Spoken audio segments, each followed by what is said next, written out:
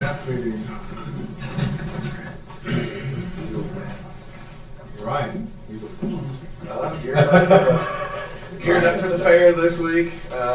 Been handling the Data Road recycling site situation. That is all completely clean at the moment, unless there's something that happened over the weekend. But we got the woods cleaned up on both sides too. The signs are removed and everything, so that's as good as that can be for the time being, I suppose. It has caused more usage at like Koppel and lots of photo calls. Like every day, half a dozen calls or better. Trying to figure out new spots for people. Of course, a lot still didn't know about the Eastern Avenue new site, but the people that got used to the west side of the county, that's kind of. But it seems to be adjusting well. Other than that, we got a good section of 550 the other day. Really, we got, I think, 24 bags just from Shiloh to Maple Grove. So that was a good little bit right there in the short section. I think we got all the big complaints as far as dump sites caught up, just chipping away the order of the list of the random roads. We have been getting a few more probation workers through the city courts. A lot of them, more of them have been calling to get on the truck and get hours, so I think there's some progress happening there as far as that goes. Actually, if they would still send you, see if they're still sending you people bodies. Are they just bodies that's standing around and you making them work? I make it work. Okay. You can pretty much tell when you how it's gonna go. I think because they kind of changed their, instead of giving them like 200 hours that have to be done in a year or whatever, they're doing it more. You got to have 20 done in a month or 20 done, and that maybe that's what's kind of getting the workers to a little bit more active to try to knock those out. It's an emergency. Yeah. Especially when they have to. That still don't stop them from calling on a Thursday and saying you need 40 by Monday, but you know. You're not gonna get 40 in. No, we can't squeeze that in. So we have routine roads that just get dumped every month. Same ones every month. Yeah, pretty much. Can you make me a list of those spots? I mean, specifically like an address, if there's one close by or whatever.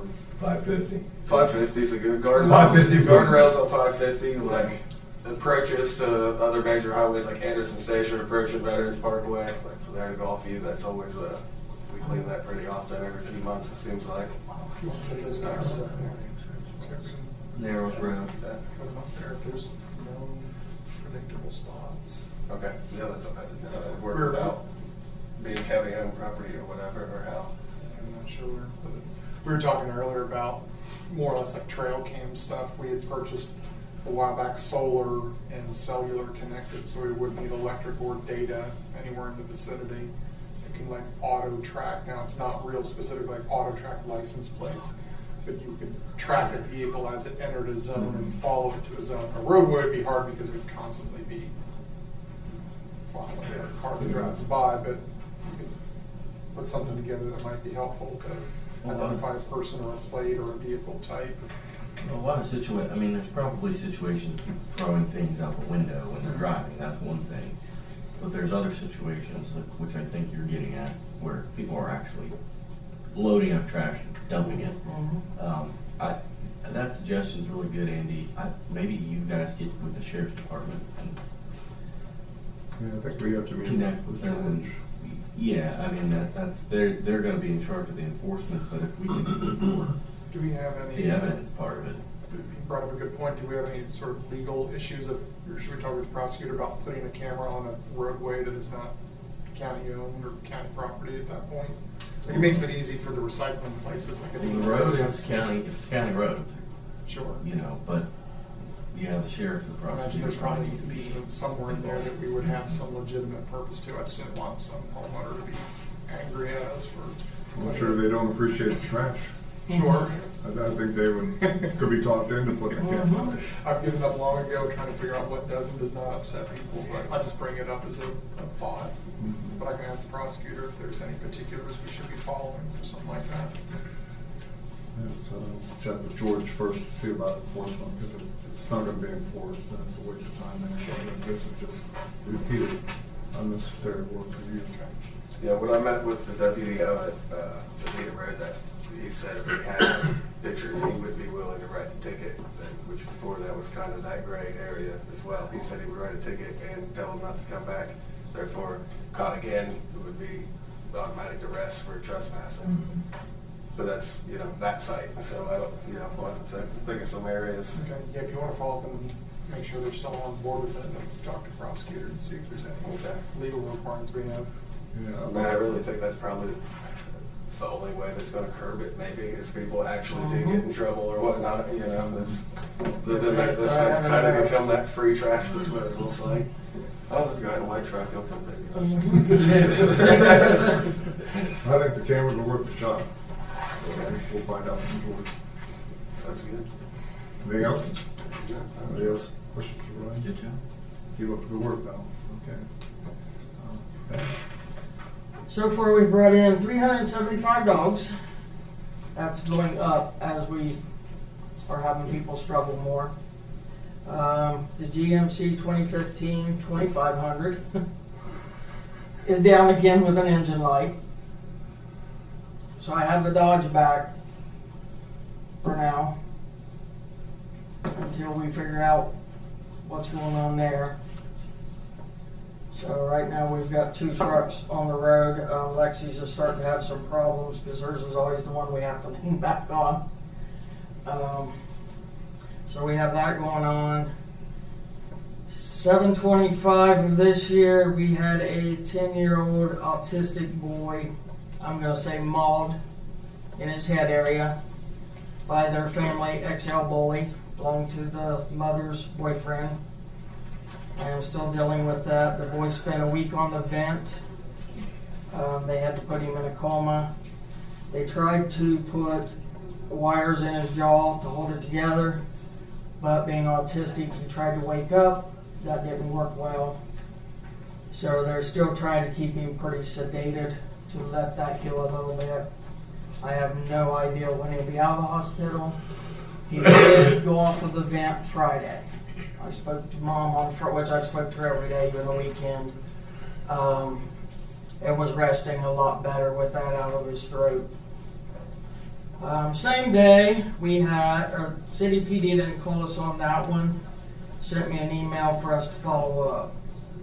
Same day, a 15-year-old boy beat his family pet to death with a ball bat. He tied it to their desk and beat it in the head area till it died. He proceeded to try to dig a hole in the backyard, but the dirt was too dry and tough. So he threw it in the family's freezer in the garage.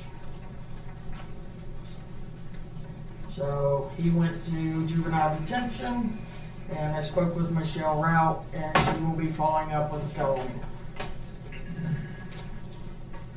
So that's about all I have at the moment. Biggest thing right now, probably the vehicles. And the GMC's probably got, what, almost 250,000 miles on it? Yeah, 235 something.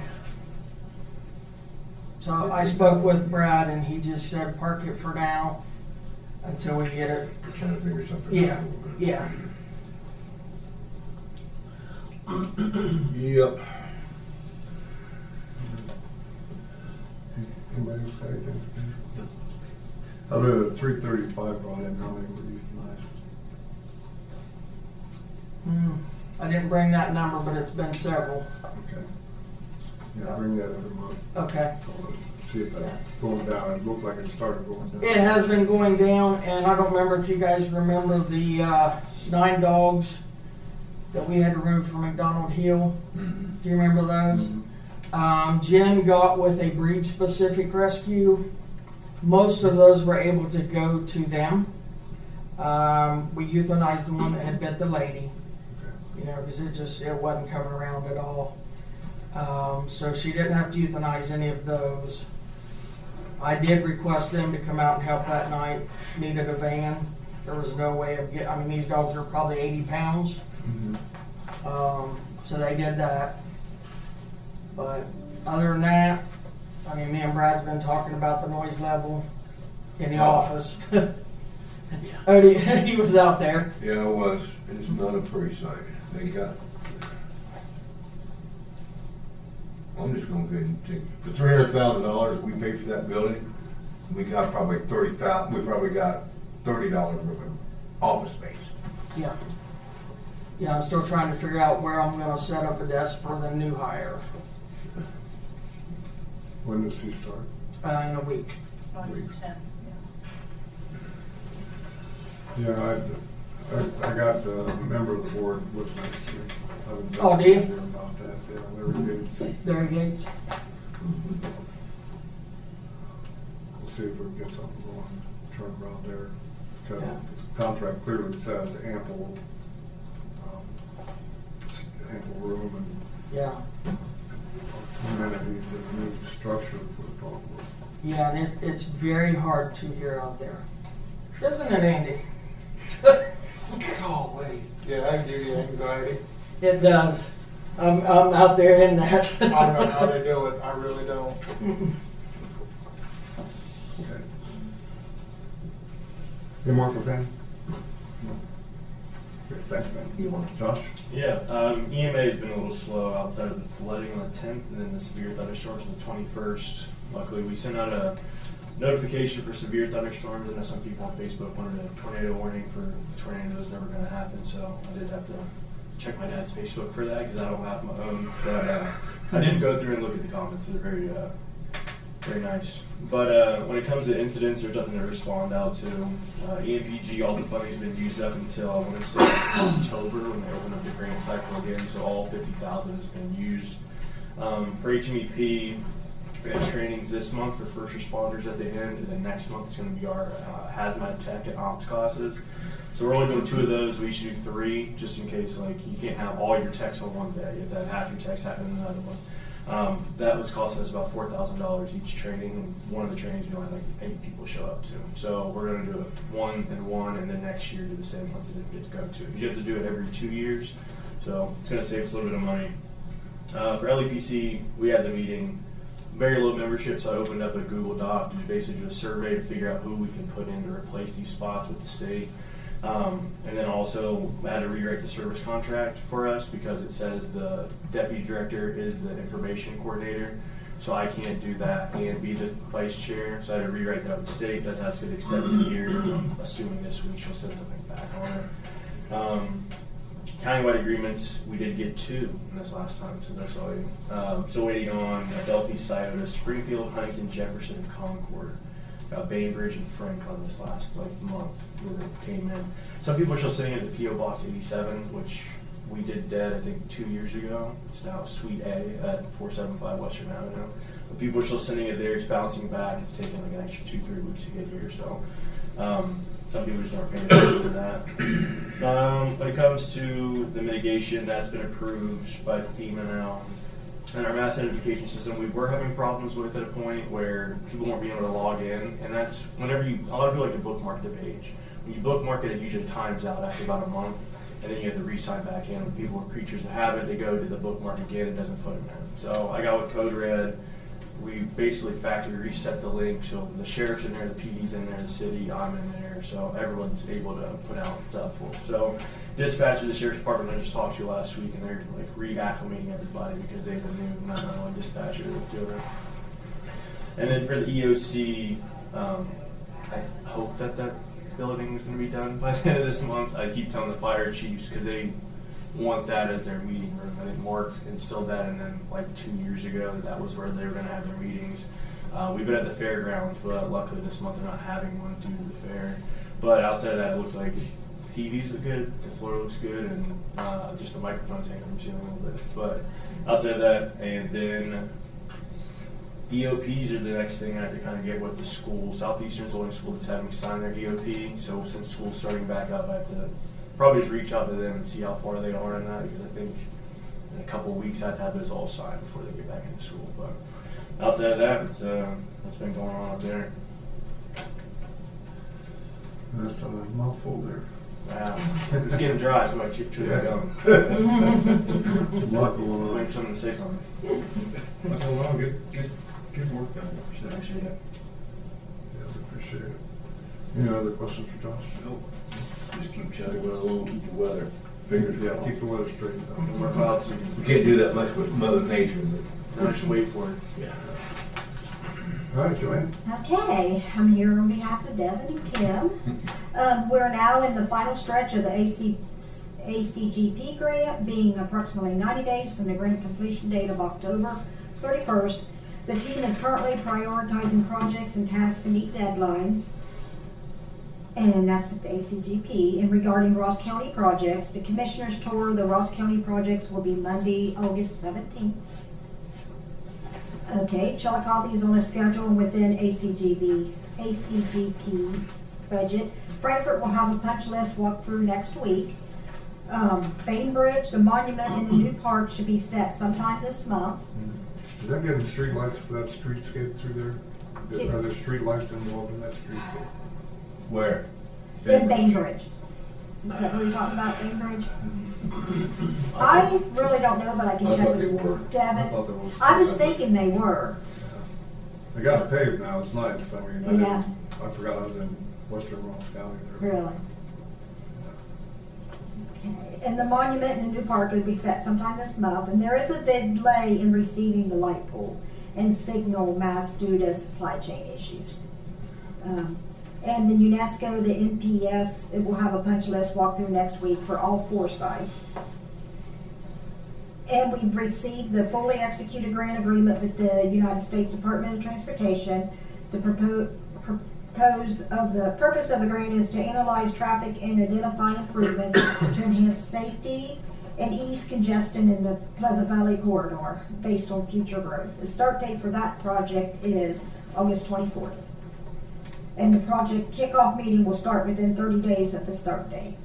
And that includes Veterans Parkway all the way to 104. I think it does, yes. Yes. And we have the LCNB building assessment, and the meeting will be with ZMM later today to tour the building. And they're developing a work plan and comprehensive plan implementation budget for a year of 2027. Okay. Any questions for Joanne? Good. Lots of work, but good stuff.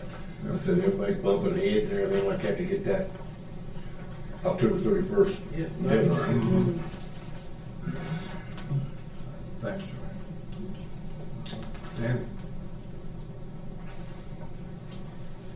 Danny? In July, we had 90 work orders come in, and we completed 84. We had 6 carryovers just due to part orders and stuff like that. We did get the Lucy Webb Hayes house painted. We did it in-house.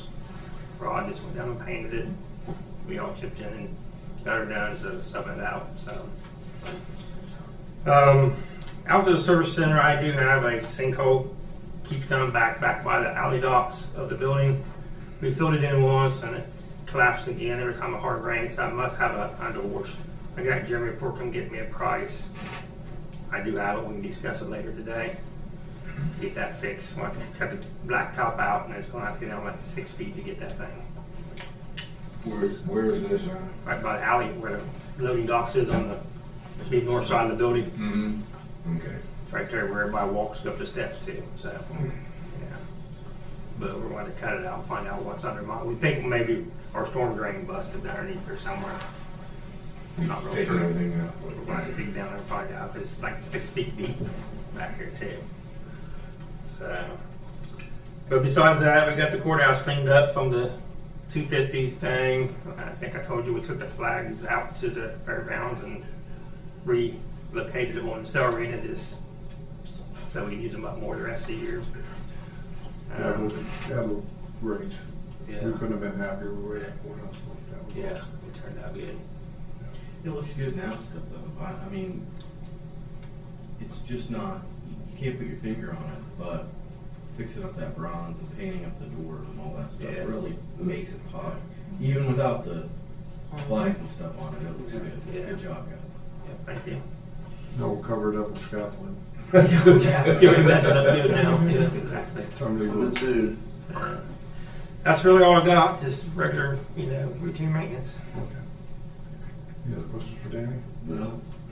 Good job. Thanks, Danny. Thank you. Dave, your report? Just got back from vacation and getting ready to, excited to get to work.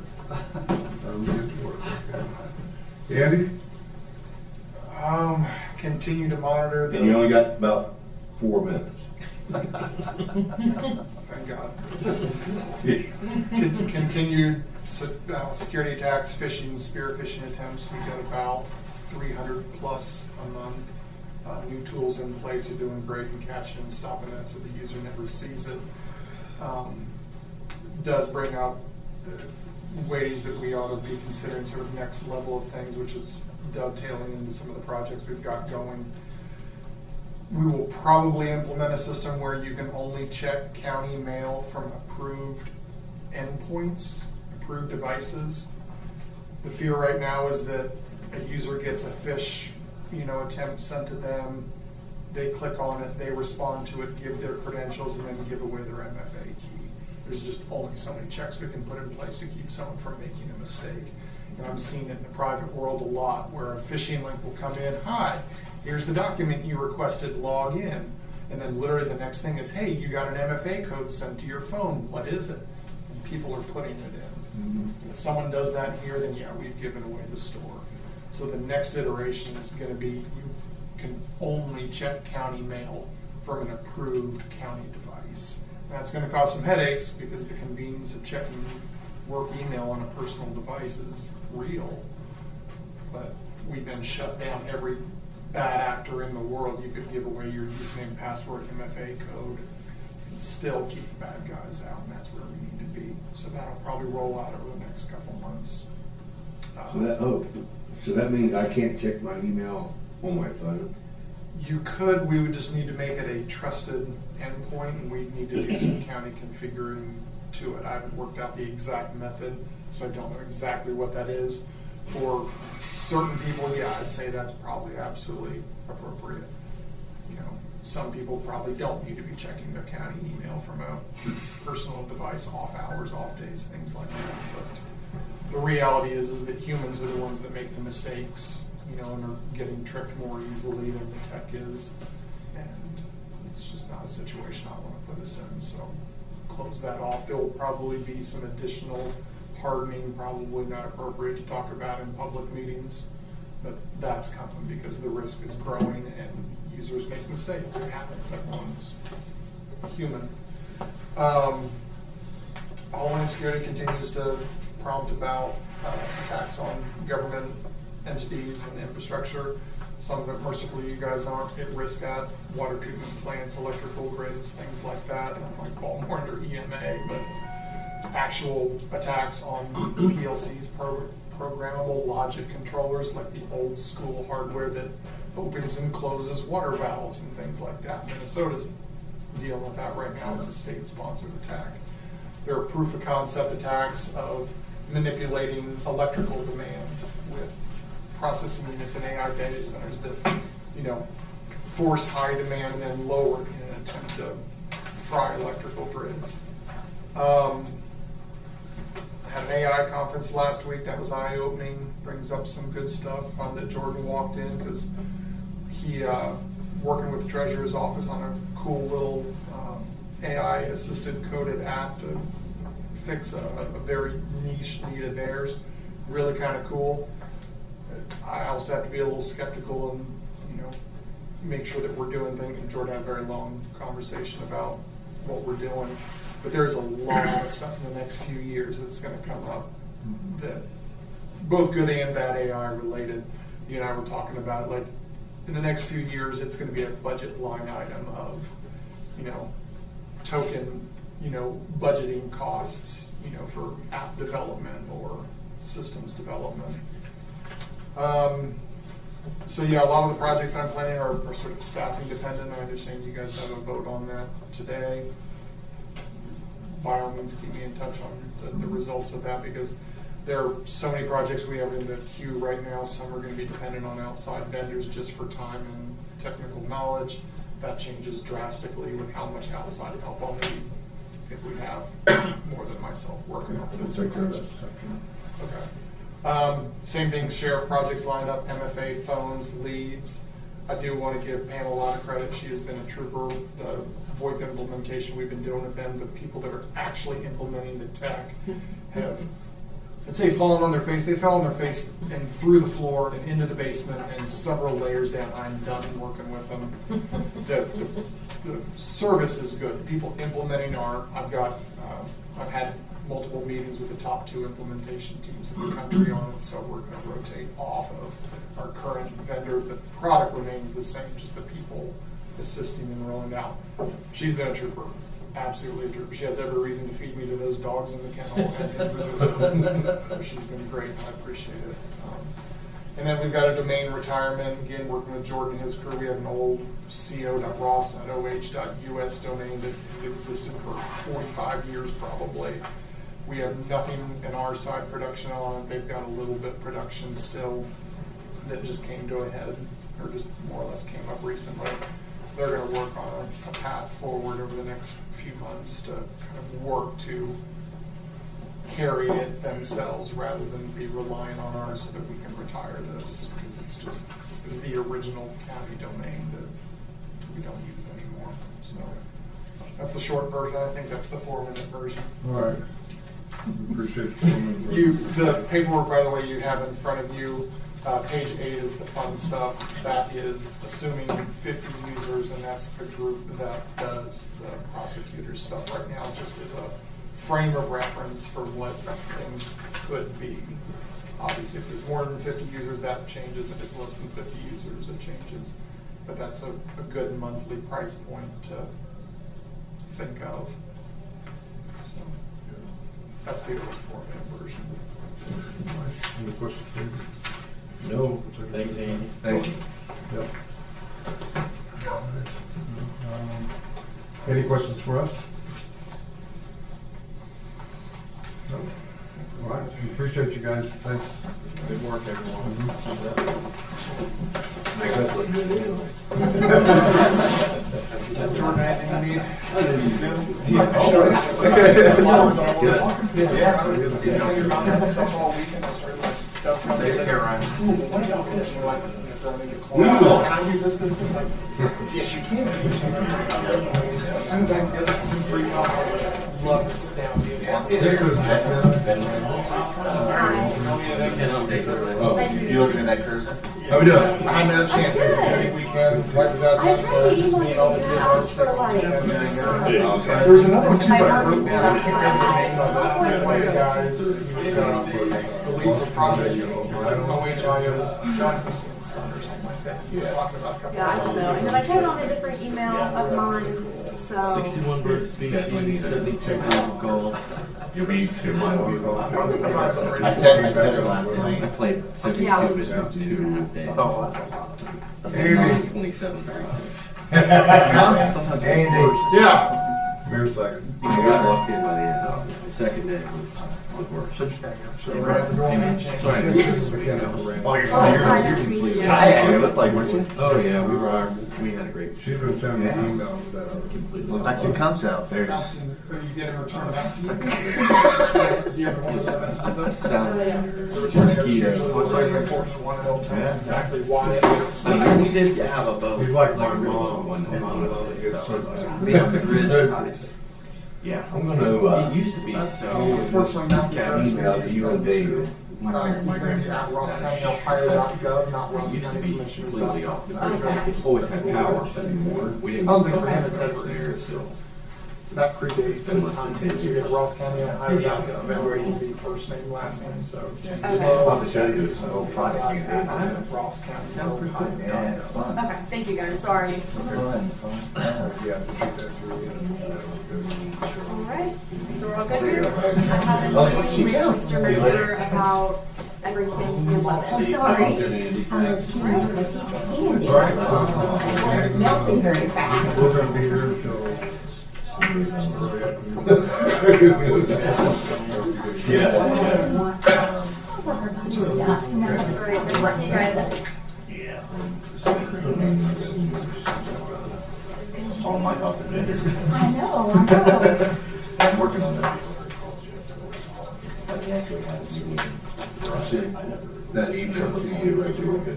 That's it. So Training for the zone board. wait for him to give you the feedback. Price is between $1,500 and $2,500. I'm not gonna get it. But I'm gonna get it before. I'll send it to you too, Kathy. Yeah, I mean, it doesn't make a HR. I love the stuff on the phones. Did you get it? Yeah, it's on my I'll desk. stop. Yeah, I'll go get it.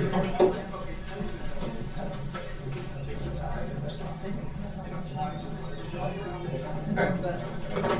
This isn't how we can get so much money. But it figures out. It's also.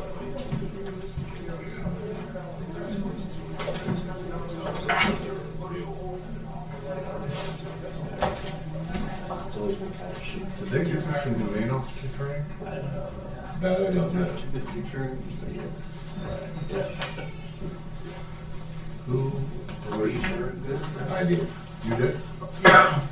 I talked to, yeah, I remember. I talked to the lady who, the new HR person in the sheriff's office. Yeah. When? I went over and talked to her and asked her about, I thought maybe she could do it, but she said she knows somebody who could do it.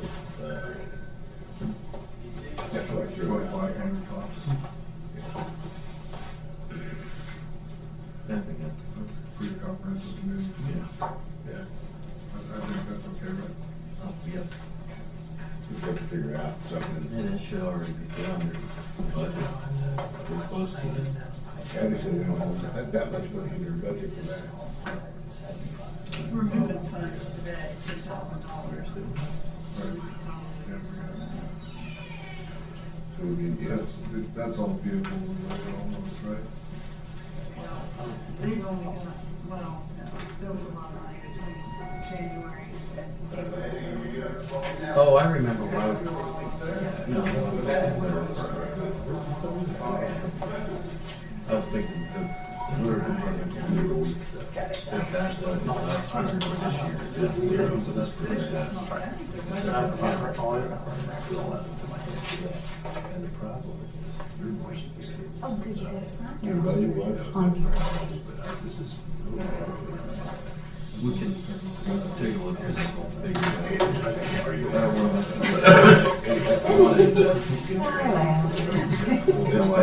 Yeah.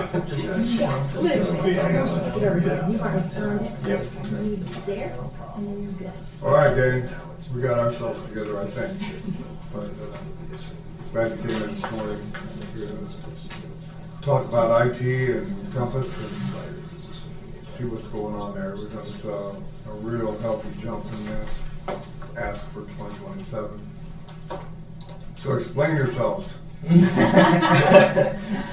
Well, it is the initial 24, which glasses are easier to see you guys with? Maybe these. We'll try them at first anyway. This one or this one? Your nose is getting old when you have to have multiple pairs of glasses. No, I have multiple pairs.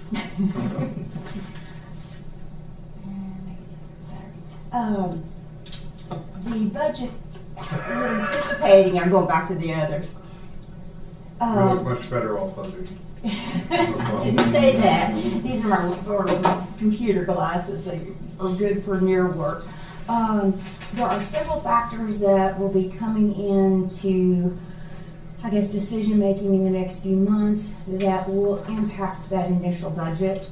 That will be, for example, what is happening on the phone system. My understanding is that there's discussion to, instead of us submitting our phone bills monthly, that monies actually be transferred over, so we would pay those or process those ourselves. If that happened, that's not part of what is in the budget, so that would affect it. Another thing that would affect it would be that we are nearing the end of our contract for internet service. And so there is an estimate in the initial budget, but we're in negotiations trying to get a lower rate. The contract for internet expires in October. And so we've been working actually for a month already, trying to get figures between Glo Fiber and Spectrum on who can give us the best price, the best service, and so forth. So depending on the outcome of that, that could impact it all. And I know that Jordan, very appreciative of his work in trying to get something done to lower the cost for Courtview. Our Courtview and Equivant related, Equivant's the company that owns Courtview. That's the case management system for all of the cases that's necessary for the clerk's office, and then the court uses also. That has gone up by leaps and bounds.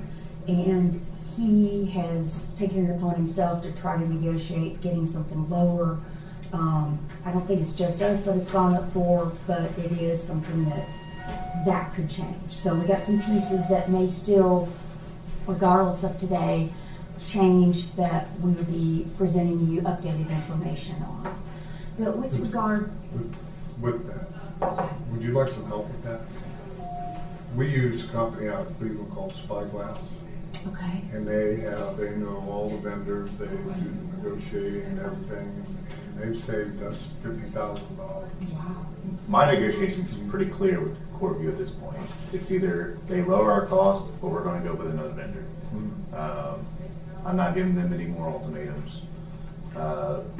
They have us on one server that's inadequate for the actual software itself, and there's features that we can eliminate, like there's a software that we have called OnBase. It costs us nearly almost $30,000 a year, and Courtview has a built-in feature of that, but because we're not on the appropriate server, we cannot utilize that feature. So I'm telling them, hey, you need to get us on this other server. We want to get rid of the OnBase. We want to transfer it into the in-house system for the online images. And it's been a struggle with that since I got in office to talk to them about that. Is that something I identified right away, where we save nearly $30,000 a year? And then trying to negotiate with them about the annual price increase. We have a 5% annual increase with this software. With a 5-year lock-in, we can possibly get that down to 3% annually.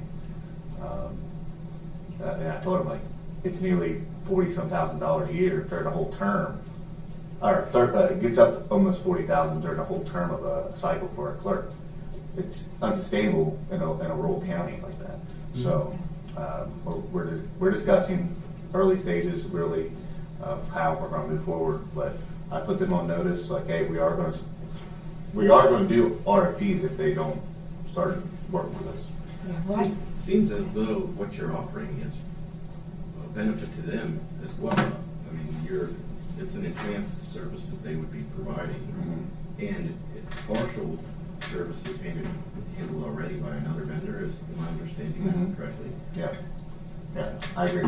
Yeah, good. Keep on. Yeah, sometimes it's just they're not used to working with counties that no one's paying attention. Well, that too. They're in about 66 counties in Ohio, so they've gotten so relaxed with just we are the go-to software.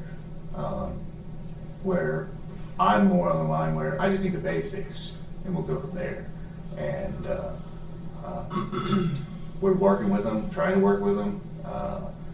Here lately, they've been kind of working well with me because we did upgrade our systems. We added the new payment structures and online payments, so they're kind of like friendly with us right now, but we'll see how it goes. I mean, this ball's definitely in your court, and yeah, because court's court, but their competitors are nearly $100,000 cheaper. Yeah. Well, But because they are the go-to software in the state, and the state recognizes all their systems, kind of forced to there's go. some convenience there. Yeah. Let us know if we can't really help in the same way as Jack was offering, but if we can add fuel to the fire or advocacy on your part. Yeah, I'm sure. Well, there's been talks in other counties where they've gotten court orders to court order the software company to comply with what we need. So I'm not going that route yet. I know our judges would like to go that route, but we're not going that route yet. We're estimating the part of the budget that is just Courtview is over $170,000. So that's a huge number compared to where we were, at least when I started as court administrator. I mean, it's How much part of that budget is Compass? Compass, I have some breakdowns on Compass, because that's something I've been trying to track since we started. So I have some information I can share on that. What I did, I'm not a boring buddy, but I like Excel. One copy's for you and one copy's for Kathy if she wants to be one for each. And what Jordan's handing out, just to give you an overview of it, the first page is just a roll-up of everything that is behind it. It is a breakdown of the past since 2022, when the court separated from the county, and that was the first year that we received separate funding, when money was pulled out of the old IT budget and put over to the court's IT. And so I've got some graphs there, but if you flip over the second sheet is what we've spent to Compass every invoice this year. And I have it broken down because they send us 2 bills each month. And the one bill is for labor, it's for services. The other bill is for expenses. One thing we have struggled with is that we do not have a credit card or oftentimes a way to pay for things on time. So unless I can work out with a vendor to let us pay 30 days late, kind of on account, then we can't use them, which can be a problem for some of the vendors that want you to pay for everything online. So for several things, we let Compass pay for it and we reimburse them. Example of that, I think came up just recently. I think Commissioner Lowe had mentioned it. Zoom. To have Zoom, we have to pay for it online. We don't have a credit card, and there's nobody else available that wants to use their credit card, so I allow mine to be used, and then I get reimbursed for that. That's just an example of what we do normally with Compass, but we've had Zoom longer than we've had Compass. I started using Zoom for mediation back before COVID or right around COVID, because it is geared specifically for mediation. As far as confidentiality, it's different than what we have available with Teams. But anyway, so what you're seeing after the second page, you'll see at the top, the year is listed 25, 24, 23, all the way back to 22. Now, I've also listed the account number for every payment made. You will see back toward 2022 and at the end of 23, there were some payments made from grant funds. So the total on the front includes all funding. So there are some monies in these totals that did come from grant funding that we were able to get that went toward IIT. But the majority, at least since 23, have been general fund dollars that were into the court IT fund.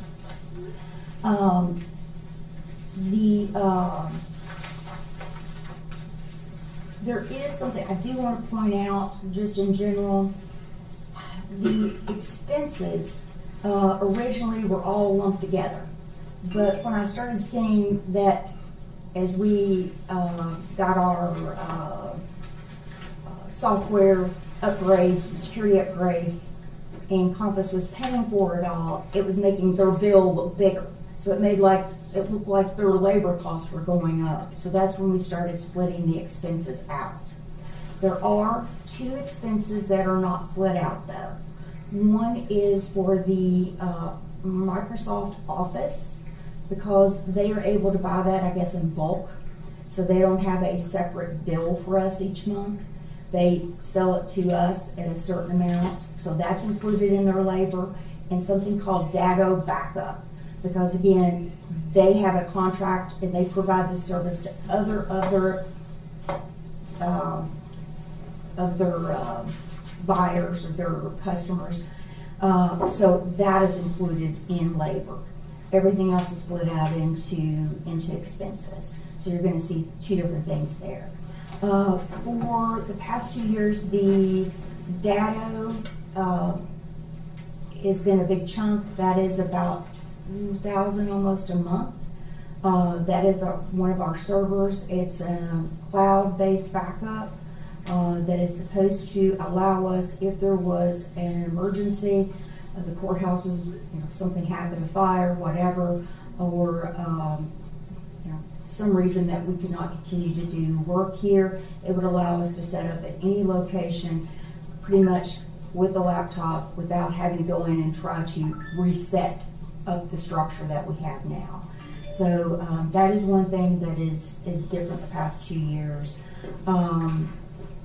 But it does break down. You can see the monthly cost.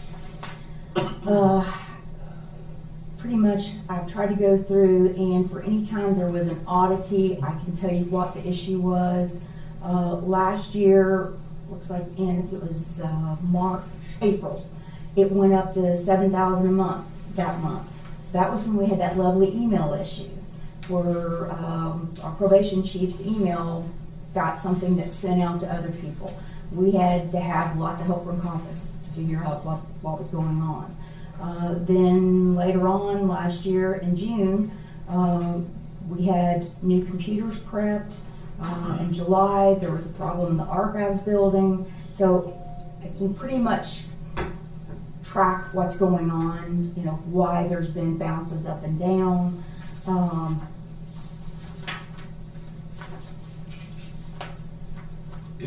Could I say something? Yeah. So, two things Deanna said just kind of pop out at me as opportunities. We've been talking about this and looking for opportunities. The Zoom thing, that Compass is buying Zoom and then billing us not only for Zoom but also to set it up, it sounds like. The county already has IT that we have access to Google Meet and Microsoft Teams. And then the Microsoft Office thing, we already on the county side have access to Microsoft Office, Excel, Word, all that stuff. And so I understand, I told you guys I went and spoke with Judge Ader about this, and he has his reasons for why he wants to continue to maintain separate IT. And that's for you all to figure out. But even aside from that, it seems to me there are opportunities for specific parts of this where we can consolidate in a way that will still address the judge's concerns over how IT is handled. And I don't know that that's ever been looked at here. If we look at this kind of piece by piece and say, what are the opportunities, it would seem to be not objectionable to the other side of this. Because for Compass to bill us to procure Zoom and Microsoft Office when we already have that kind of stuff, and then to bill us for the labor when we already have people that we pay for IT, that seems to be the kind of thing that we can make some headway with. And that's something I'm not in a position to comment on. That would be. We understand that. You're in the middle here. Yeah. We don't shoot the messenger. The only thing I would say, I appreciate the idea on Zoom. Compass has not paid for that. That's one I've had to pay for myself on the credit card. On your personal credit card, yes. you pay for that, and then yes. you're reimbursed on the yes. yes. But for an example, why do we have to have you guys using Zoom when we already have access to Google Meet and Microsoft Teams, and that gets you out of the position of having to use your credit card to be reimbursed for it, and there's probably a worthwhile savings there, But that's something maybe we could talk about separately, because there's reasons with the use of mediation and the confidentiality requirements. There's some features of Zoom itself that are different than Teams, because I've evaluated both. I know Teams has made some improvements. Zoom is more for where you're reaching out to people who may not have Teams, may not have the same ability with the internet, because we deal with a lot of pro se individuals, and it's very user friendly. I'm not against the thought of possibly getting out of that. We're talking about at most $800-900. Yeah. I mean, in the big picture, it's not a lot. I just use that as an example of why we have to sometimes have Compass pay for things up front for us. That was my purpose in mentioning that. Regardless of if the question of Zoom versus other services, I still think we can find a way to solve that so that you're not using your personal card. I don't know, Jeff, that might be a question for if we have systems within the county to be able to pay those accounts from a separate account rather than online, or have some sort of online payment method, I don't know. But that seems like one. That would be nice. This happens in some other departments as well, because they pop out on the then and now reports weekly, and I go, why the heck are we writing checks to individuals? And usually it's because they're paying for some service out of a personal account for county use, which is obviously eligible, but I think it'd be a best practice to avoid that if we can and keep everything separate. I did want to touch back on the Microsoft 360 and everything. I do know it would probably create some duplicative IT structures where if we have an issue, like within our office that Compass would have to come in and fix, they'll have to go through Andy to get it fixed. And then they'll charge for that time period of waiting between the communication. So I just think that would create unnecessary. But if the in-house IT was working it, we wouldn't have to pay Compass. That's what I'm saying. Why would we continue to need Compass as a middleman for something that our We have an salary IT But can take care of? Microsoft encompasses a lot more than just the how do I say this? IT network stuff. It's like a whole network. So it's I think in my head how to explain it. Basically, if there's certain aspects that need addressed through like a server discussion, right? So say we're trying to integrate our software. Well, our vendor, our IT is handling that software implementation, but then they're hitting the Microsoft barriers and firewalls and stuff like that. Then they'll have to communicate with the county IT to get that all sorted out. Where if they have just access right immediately, they're able to configure everything without having to go through middlemen. So I'll say it again. We're using an outside company for IT in the court system when we have an IT, county IT, that could save us how much money, Jeff?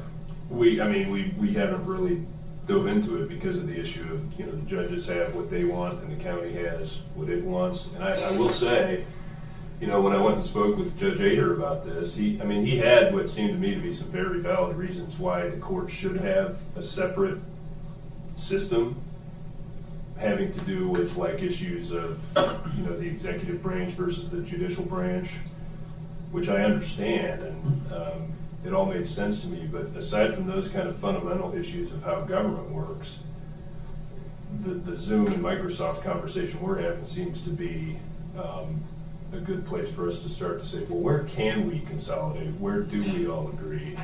And I think that's probably where the conversation should start, is what's fundamental and has to do with how government works, and what's more administrative that we can try to find some solutions here. I think we got to separate those and start where we can, is what I would say. right. I think the savings that you would see would just get eaten up in labor costs in the long run when they're. As long as there's two separate. Yeah, and there's always, in my opinion, there's always going to be two separate. It's just my opinion. And even if we were to get rid of Compass, I think you're going to need 2 or 3 people to handle the IT in just the court. Because right now, Compass supplies us with 3 individuals. So that's just my opinion. You have to hire 2 to 3 IT professionals to handle it. I'm not quite so worried about that. But I look at the past history with Compass and our annual expenditures. And this year so far, in 6 months, or 7 months, we got 72,000. It was 84 for the entire year, the year before, and it was less than 72,000 for the entire year, every year prior, except for 2022, which had some separate expenses involved in it. And the system's been hacked twice in the last year. I would say it was hacked. You were down for a few days. It was compromised, and we were doing analysis to see if it was fully compromised, and it was not, from my understanding. We weren't down. I think the issue was that there was an issue between our being able to connect with the county. Yeah. And I think that wasn't on our end, that was on the county's end. Yeah. But the rate for Compass that we had budgeted for is a 5% increase, the same as we had done for the majority of the others that we have to deal with, contractors. For the record, which is our in-courtroom software that we have to use, and also for copiers and so forth. That seems to be the standard rate that that we're seeing for most of the vendors. They were at 65 an hour, and currently for next year it's at 68.25 an hour. So that's a 5%, if my math's right. So I did wanted just to have that on the record. I don't know if it will help or not, but if you look at the breakdown of what's in the budget for our proposal for next year, the biggest increase is equipment. The price of equipment for us, I think, is driving things even more than the bill for Compass. If there was some type of economy of scale, where there was a purchasing way that the county could maybe purchase together, that might be something that is along the lines of maybe what Jeff is thinking. Yeah, that's another good example. It's a great idea. We struggle, quite honestly, because we're small. We're not ordering a lot of things at one time. So, for example, Judge Ader's laptop he's had since, I don't know, it looks like a boat anchor, or it did. It went down. It's an office now. It's but we were going to be a long time, several weeks, getting one sent to us because my understanding is we're not a big buyer. We ended up having to go through Lenovo to get something out here.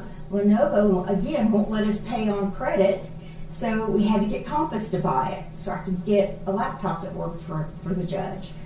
So they're buying it. Price at that. So they're buying it at $5 and charging us 10. Well, no, I do see the bills for that. So if we reimburse, under the reimbursement, they have to give us the actual bill because we don't pay tax. So if they paid tax, they're having to eat that. And then do they bill separately for labor, whatever? Yes, they bill separately for the labor. Yeah. And then the only other thing that is on that labor bill that's not labor, again, would be that data backup and the like the Microsoft part, because they don't get a separate bill, and I'm not have it reimbursed if they don't give me that separate bill. And so, but anyway, I just that's something that we're really struggling with. If you look at the breakdown by the budget page, that goes up over 200%, and there's really nothing extraordinary that we have in the list, I don't think, of equipment. I mean, we're talking about maintaining what we have and replacing what's gone bad. Just this summer, Jordan, I think, can add, he has clerks trying to clean up an issue to keep the state happy on BCI fingerprinting. BCI fingerprinting. He was able to get some help. We couldn't get him laptops in time. Or we eventually did, but But I just thought about 2.5 weeks. So we had these interns, so I had them do other projects on like filing and stuff like that, and clean up some stuff in the office. Yeah, we were 2.5 weeks behind. So the proposed budget, I was trying to address that by putting some extra in, so we could have some in inventory. So when things like that came up, we wouldn't have to go buy them. We might have one ready to go for that person. But I do have, if you all want, a breakdown of what makes up those numbers on the top sheet, the sheet that we submit, if that would be helpful. I'm just not sure what all you might be interested in looking at. I tend to make too many spreadsheets and it can get overwhelming. I just want to be able to address your questions. So, if I could, just for an example, so I'm understanding it. If you order a laptop, Compass will take care of ordering it, and they'll send you the bill to pay for the laptop. And then they'll bill you separately for the labor involved with ordering the laptop at $68 an hour? It's not the ordering. it's the installation of all the software and stuff. Yeah. Yeah. So And- that would be, I would think that'd be pretty standard.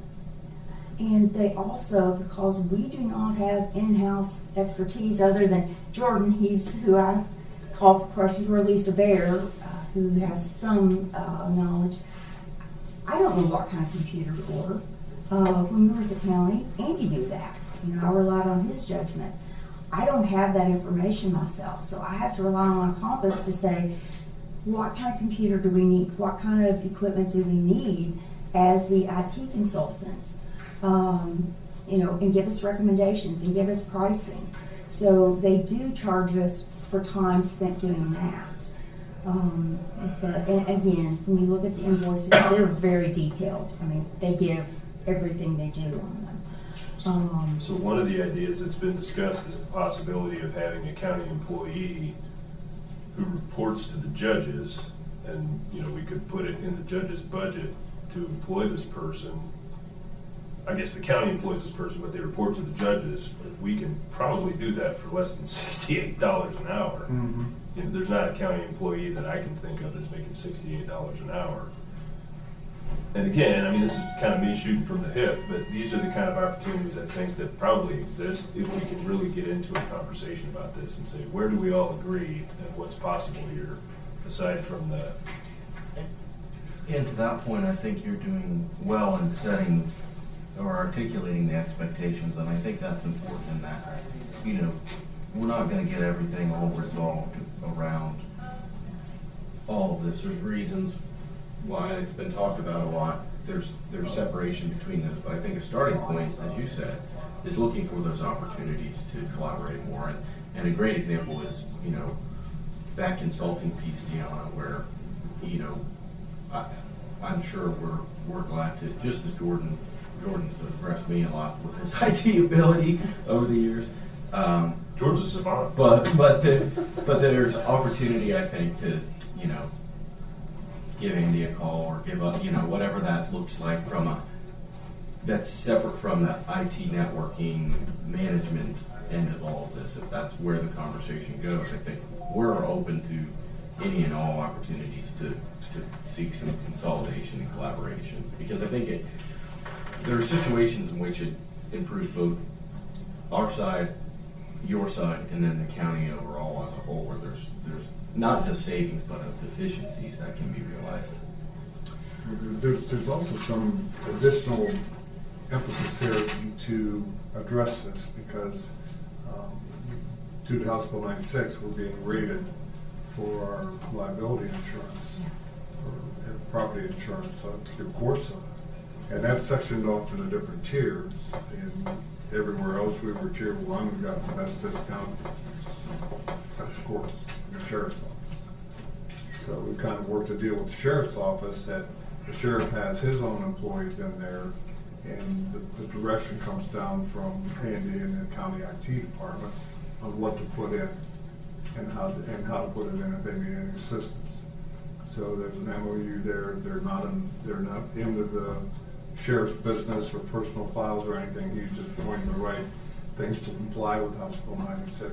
That's a new employee, you say? Yes, That's what Jeff was just talking about. A court employee that does the IT work in there, the nuts and bolts. But he gets the requirements that House Bill 96 and cyber security, as it's changing every day with AI. I mean, you know, I understand. I rest a little bit good with Andy in charge of that for the county, because we haven't been hacked and we've been pretty lucky so far and good. But, you know, he's watching that every day to take precautions against it. And I'm not sure Compass is doing that. My case is with Compass. Not that you have a contractor doing it, but their performance and almost doubled in price since last year, it's got my attention. You know, we can't do our job of getting the best contracts for the county and watching the budgets, managing the budgets, if we don't say anything right now. So, Well, I understand your all's position is you're safeguarding the funds of the county. You know, we're not objecting to answering your questions. It's just the level of trying to come up with a solution really is something that I think the elected officials, my bosses, Right. and Jordan, because Jordan is intricate to it.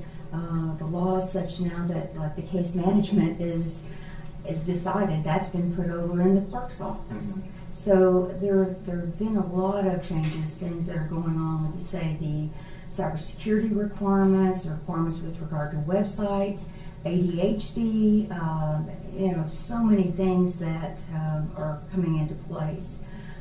Speaking of ADHD, one thing that is in the budget that as we submitted the proposal is we are required to get hearing assist devices. So we have, that was one of the things in there. That's something new that was a cost. What we have now either doesn't work or is not sufficient for the requirements. We also have in there a website.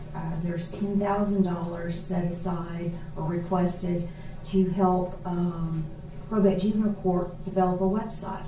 Theirs was hosted by Glow Fiber. Well, Glow Fiber gave them a call and said, guess what? We're not hosting you anymore. So there are several new things in that budget that it's probably the most complicated budget I have seen, you know, piece of the budget since I've started working with the courts. So it's there's a lot in it, moving parts. Well, we appreciate you answering all these questions. We know this is a conversation that needs to happen. And it's not a soft situation, I think, in which, at least I'm viewing it as wanting to get in the way or step in toes or tell, you know, upset the apple cart. It's just, as you said, things are getting more and more complex, and with new requirements, now there's some redundancy in the work that's having to be done on both sides.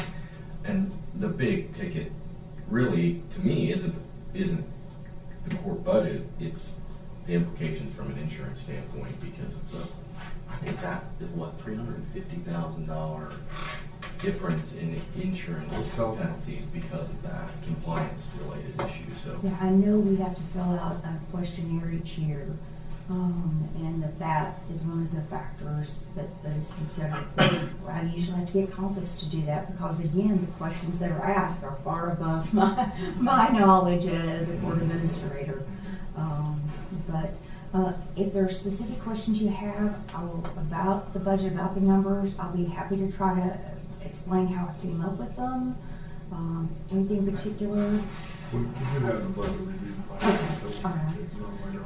from an organizational standpoint, though, I mean, this is laid it out perfectly. I don't have any questions about, you know, the data that you're compiling. It's, I think, what this has evolved into is not a question of what's the specific line item. It's an administrative question around how do we best put all these pieces, get all these pieces to work together as best as they can, I think. Is Compass asking for a 5-year contract in October this year?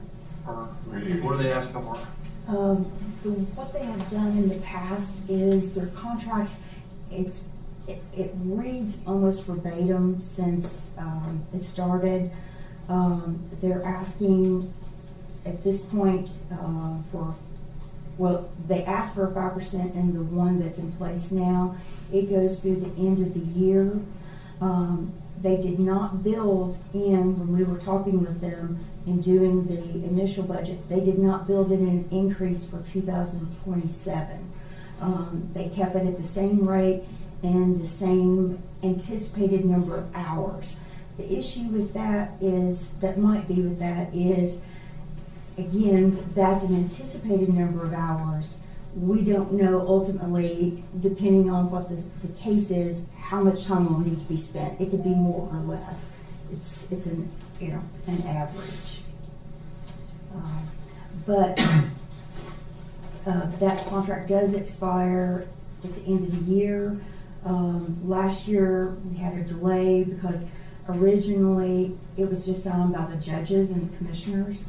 And when Jordan became clerk, he realized that his office had not been included in that. And as an elected official, with his office being affected, we needed to get some changes made.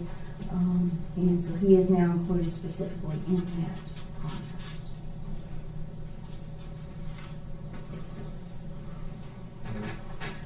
While we're here, if we could, if I could just ask one other thing.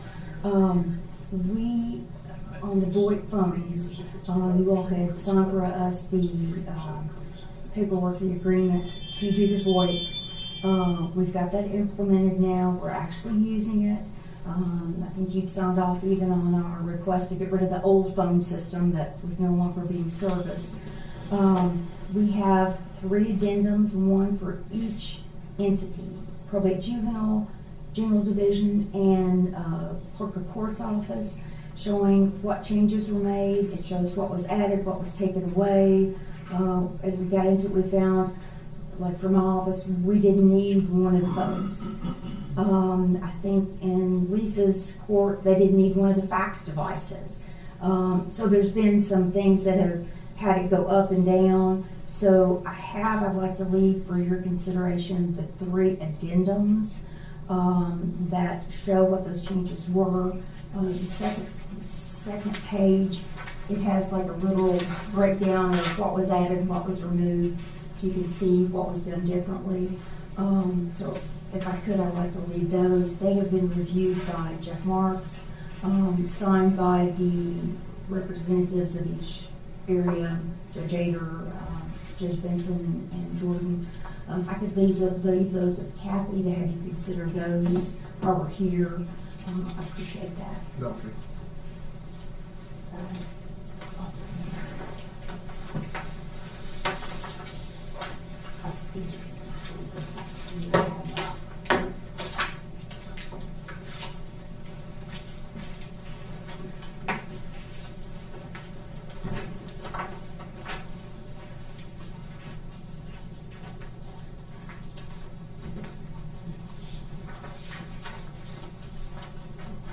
Anything else you want to bring up today? It's budget. I could talk all day. Yeah. Bore you to death. Judge Ader says I like budgeting. So. All right, we appreciate you coming. Thank you. Appreciate it. Thank you.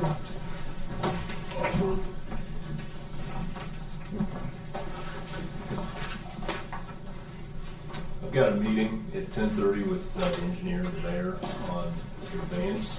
Are you guys good to go on the tax budget?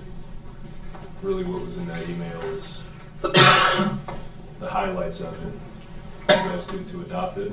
Well, I think we've done more in crafting the tax budget this year than we ever have. Yeah. And I think we've always viewed the tax budget as a starting point for the operating budget, but not much more than a starting point. So I think even if there's things within the tax budget that still need to be hashed out, and there's several of them that I don't think we're anywhere near calling this a final budget, but it's put us in a much better position for creating the 27 operating budget. So I'll be honest, I haven't reviewed the entire tax budget, but I think we're much more close with this tax budget than what we have been in any year past. What I sent you was the fund level report, which is what Ross County's always done, but all the appropriations, aside from the transfers that I mentioned in that email, are the same as the last time we left it. So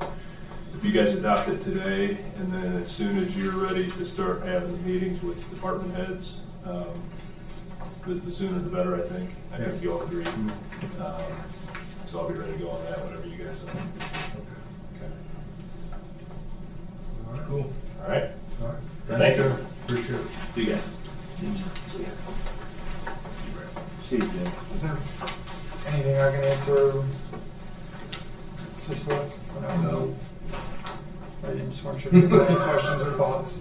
About what? conversation you guys had? Just went through any questions that were No. technical scope or? No. No, Okay. it was talking to the wrong people. If you come up with anything, let me know. At your disposal. Thanks. I didn't mean to be blunt like that on you, but No. All right, gents. All right, your turn. I didn't get We're in a great mood. Better not screw this up. I would never. Good to see you. How we doing? You got your stack there. I know. I just said I got my last one out, so I'm good. Hey man, good to see you. See you too. Absolutely. I got my last one out. The guy in the back will take it. Bring me one. I got you one, man. I knew you wanted one. It's perfect. What are we doing today? We'll be fine. It's all right. I know we had about 30. Do you want me to stick to 10:30? Get through the next 15 minutes, or is it? No, I sort of be respectful of your time. Okay. We just had our 10:30. Give a quick report and leave. Okay. So I got an hour and a half. Perfect. I can get through it all. All right. I like We it. gotta get our work done. That's right. Yeah. Perfect. Well, great. It's awesome being here with you all. Before we dive in, any questions or anything we want to make sure that we talk through today since last quarter? What are you doing about the Iran war? You got a coin?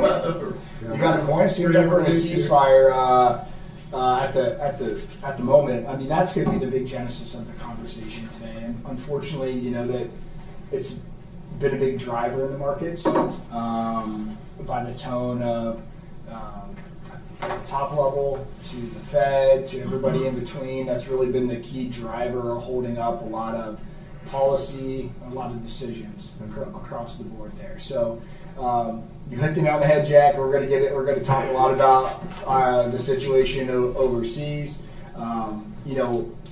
In all transparency, though, we've seen yields move higher, right? This elevated inflation for longers tend to be, you're seeing it more, which we have found very attractive buying opportunities to get back into the market. And you'll see the portfolio for the counties inching closer to 4% on the investable portion of the portfolio. So again, it's a testament to David, the team, for going through cash flows and being open to strategy, but also the market just being a nice buying time still for us. Yeah, I read this morning that all three were up 9% this year. Correct. Yeah, so again, it's one of those things where you're hearing more and more talk about bonds. When you look at individual investors, right? Fixed income is kind of a muted topic for a long time, right? Where bonds are now playing a role in portfolios again, where you see the stock market 22 times value. There's these crazy evaluations within the equity markets right now, but fixed income being an attractive point. And even to the sense of, hey, interest rates are moving higher, they're moving lower, you're getting the market value fluctuations within the portfolio. So again, there's a lot of nice opportunities in the portfolio from an individual, but also from an institutional level to incorporate fixed income back in your portfolios. So diving into it a little bit here, I won't get into the Kevin Warsh thing again here. I know we talked about it a little bit last quarter at an 1,000-foot view, but you are, to summarize this in a little more detail, you had the Kevin Warsh, his first tour, the first discussion with the group. It seems to be that we're in a wait and see mode. The market's buying into a little bit. You had 3 voters in favor of rate hikes this time compared to the 9 that were not, and more in favor of holding rates steady in that capacity. You are seeing the tone of Kevin Warsh in the sense of when we talked about being a little less leading to the market, meaning allow the Fed to speak and then allow the market to react versus publishing information, allowing the market to react, and then making the Fed change stance possibly based upon some of the discussions that are presented, that could be presented. So again, more to come with Kevin Warsh in the Fed, but I think the biggest thing is as we look at slide 4 here, getting into the Iran conflict. And so, starting in the February of 2026, and obviously we were having the conversations going into that conflict of, hey, rates were going to be moving lower, right? And we were preparing the portfolio. Well, since then, the market is pricing in roughly 2 rate hikes over the next 12 months. So again, we're not here to say that's going to happen for sure. These things can change certainly overnight. The one thing we're getting out and having these conversations is, hey, not too long ago, if this Iran conflict wasn't taking place, we were going to be in a cutting cycle, right? Now, this tone of the Iran war, persistent inflation is less transitory, becoming maybe a little more permanent. And even if the Iran conflict does subside, I think it will take time to get back down to the levels of, hey, we're going to continue to start cutting to the same path that we were on. I think it's going to be a little more longer process to get back into that cycle. And even when you look at, we'll talk about treasury yields here, the 2-year treasury is signaling right now that we would have about 2 rate hikes this year. When you look at typically Fed funds rate plus whatever that yield perspective is in the 2-year is going to give you an indication of where rates are going to be. So again, hikes more so priced in versus cuts, but again, we know that certainly can change quarter to quarter as discussions take place. Inflation. So this is pretty cool. I guess if you're a nerd like me and you like to look at inflation. So we know core CPE, PCE rather, or CPI year over year are typically the inflationary trends that you hear more in the market on in the news. But there's this you actually can go out, there's an indicator called Trueflation year over year. And so this Trueflation is an alternative, a more real-time calculation of inflation versus methods of like CPI, which are a little more lagging. And Kevin Fed Chair Warsh, he's talked about, hey, we really need to dive into inflation. Is CPI the right number? Is PCE the right number? He's established these task force to look at inflation, to look at the market, to really dive into this data set to ensure data is being appropriately given that really is a representation of the market as a whole. Mm-hmm. And so, this concept of Trueflation, like I said, looks at real-time data and really dives into looks at things like Walmart spending, Target, like these big box office chains in real time of that data. So if you get bored today, you can go to trueflation.com, you can look at inflation, but in essence, the Trueflation indicator is right at 2% compared to CPI year over year, which is over 3.5%. So again, it's this concept of looking at inflation the right way and really diving through the data to give the expectations of where interest rates should be. So kind of interesting. Growth, as we look at GDP growth quarter over quarter, the economy as a whole, when you strip out the Iran situation, is chugging along pretty good. I mean, you look, there are some cracks, some things that of weakness to some degree. But as a whole, real GDP quarter over quarter has remained very strong. And we're out of the times of the massive COVID stimulus. I remember everyone was getting those stimulus checks and running out to buy those big screen TVs, and you remember all that? That was pretty crazy times. But then we had times of high inflation, moving forward to above average GDP. Tariffs of the like, coming in the picture at the end of last year, and then obviously where we're at now is settling around 2%. Which economists surveyed by Bloomberg are expecting a 2.5% Q2 GDP rate, which again would signal a healthy economy. The unemployment rate, again, still working off the unemployment front, but for the most part, as we talked about last quarter, full employment generally refers to an unemployment rate between that 3.5% to 4.5% rates.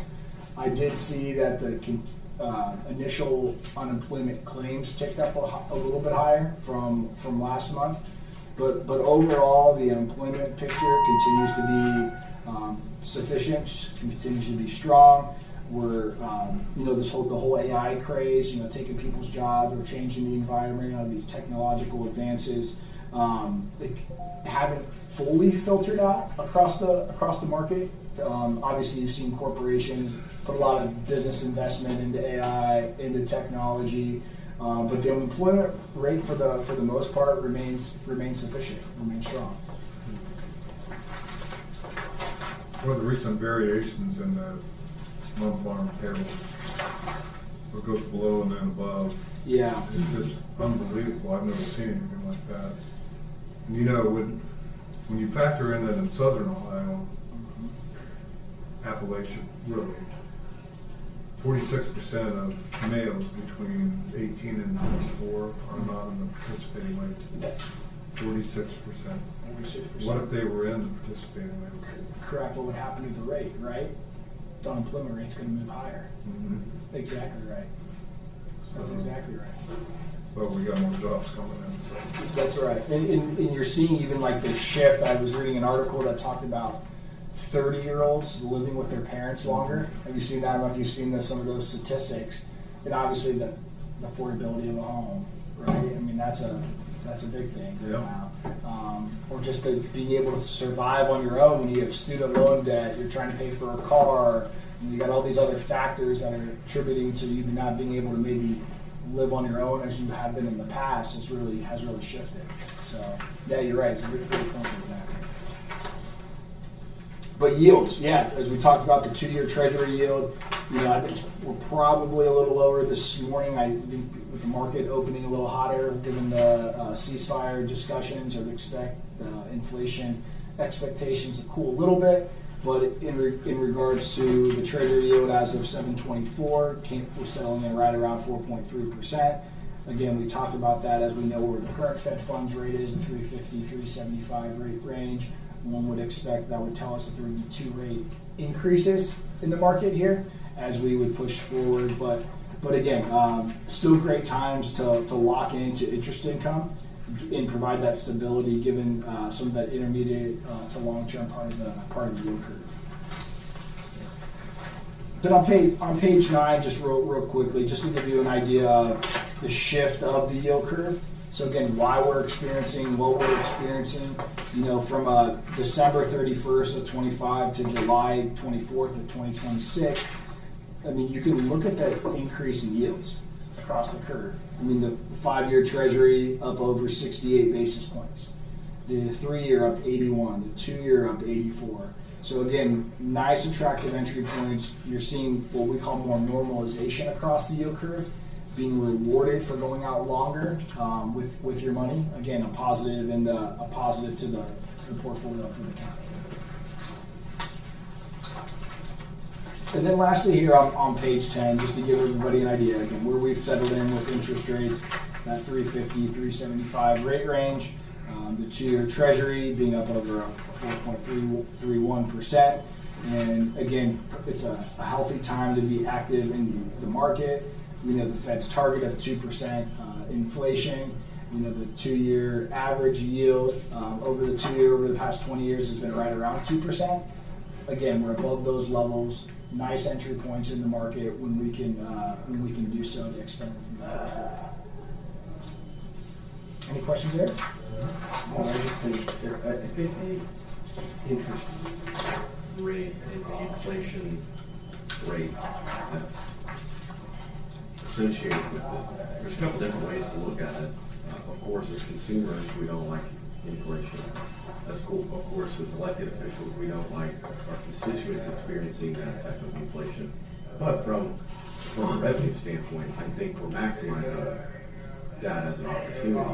So you're capturing these yields very effectively from an investment standpoint, and even from a standpoint of the overall county budget. When you look at the fact that the majority of our revenue is from sales taxes, I mean, that's how we wound up with the surplus that we have through the course of the last decade. Primarily was you had this inflation that was increasing the revenue numbers from a sales tax. Our projections were far lower than what we were actually capturing year after year. Eventually that inflation catches up to us, and that everything we are paying for as a county goes up as well. But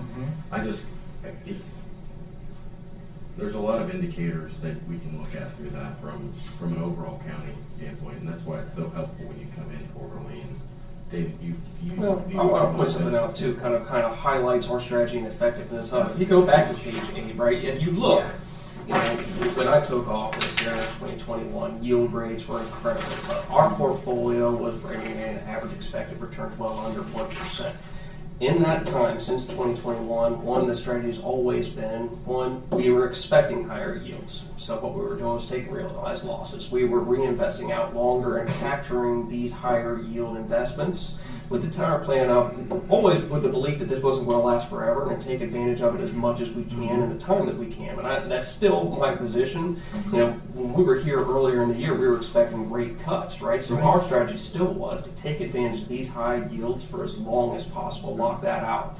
And that spreadsheet where I track that high-level metrics that I've given you guys access to, you kind of see, you know, over the course of the last 5-6 years, our yields have continued to grow, and the length of the average length of maturity of the portfolio has continued to grow further out, so that we'll get those higher yields for a longer period of time. And it kind of illustrates why that was the strategy, and then how effective the strategy has been when you look at the results of the interest income of our portfolio. So I feel that, you know, I think with Nick's help, we've done a fantastic job. We put the county in a fantastic position, and you guys see that when you're putting together the budget, the revenue that we're getting on the interest income is a significant portion that really helps us have that financial stability, and it's something that you guys can expect for the foreseeable future, and that is the success of our strategy.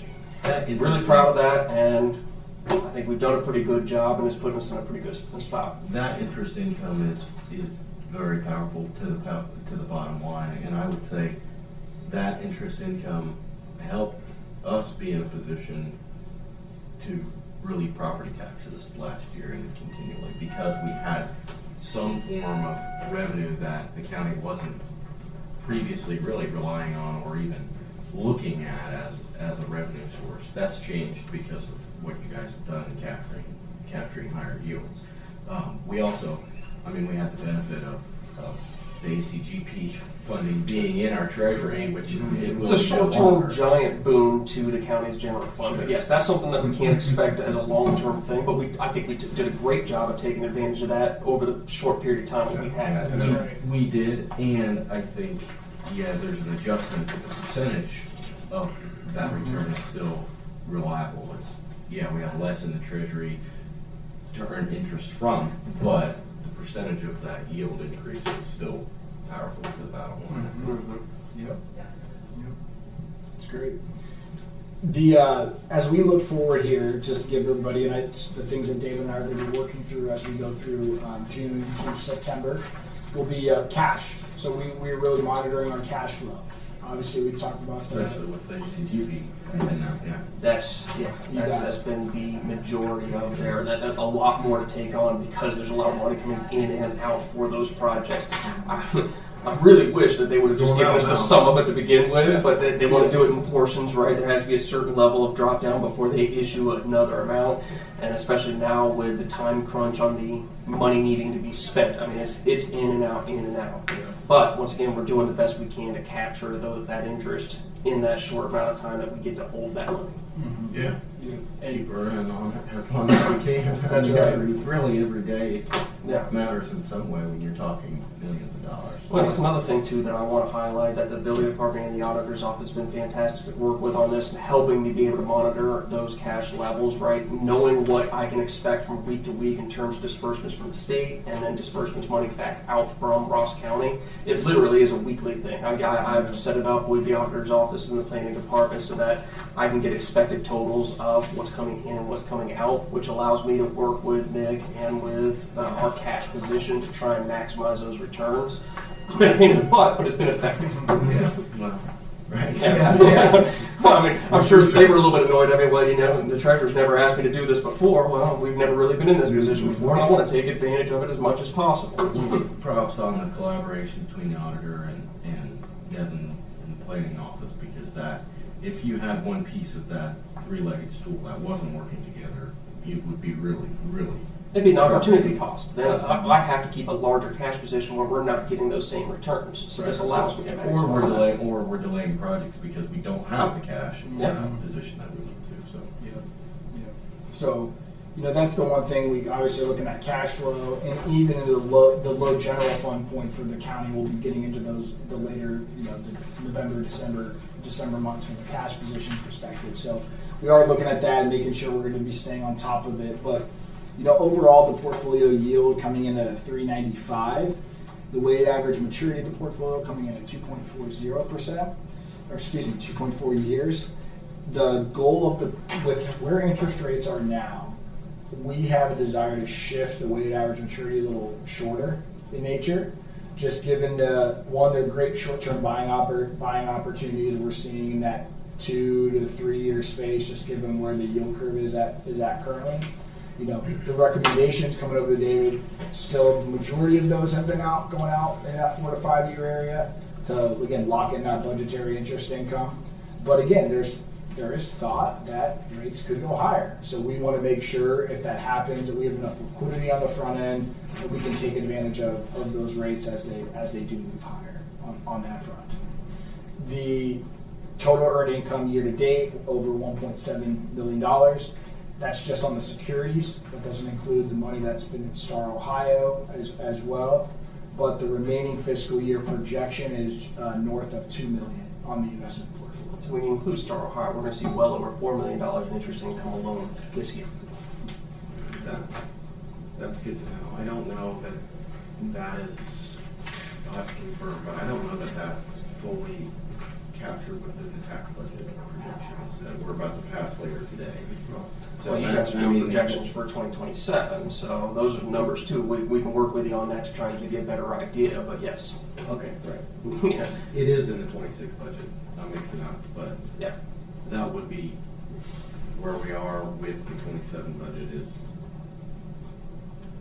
I think, and Jeff has been good at this, but there's opportunity always to make sure we're not just double checking that expense line like we always do. Let's double check the revenue line so we're not selling ourselves short on capacity if we've got. Jeff and I discussed too. I think the county has generally been pretty conservative on our revenue estimates, and that's what ended up resulting in a pretty large carryover. I think that if we are looking at that closer, like what you guys are talking about doing, that allows us to be more accurate with those and be able to manage that cash more effectively. I think we've honed in on our projections for sales tax and obviously property tax very well. Property tax is a little easier. The interest, and I know you talked with Jeff, but just making sure we're all on the same page. 100%. That's what another thing that's effective about these meetings quarterly too, just to give you guys an idea of where we're at, what we're looking at going forward. And at any point in time, just hey, step down to the office, shoot me an email, and I can kind of give you, if you have any questions about what we're looking to expect as you guys are putting together that 27 budget. Just let me know. Yeah.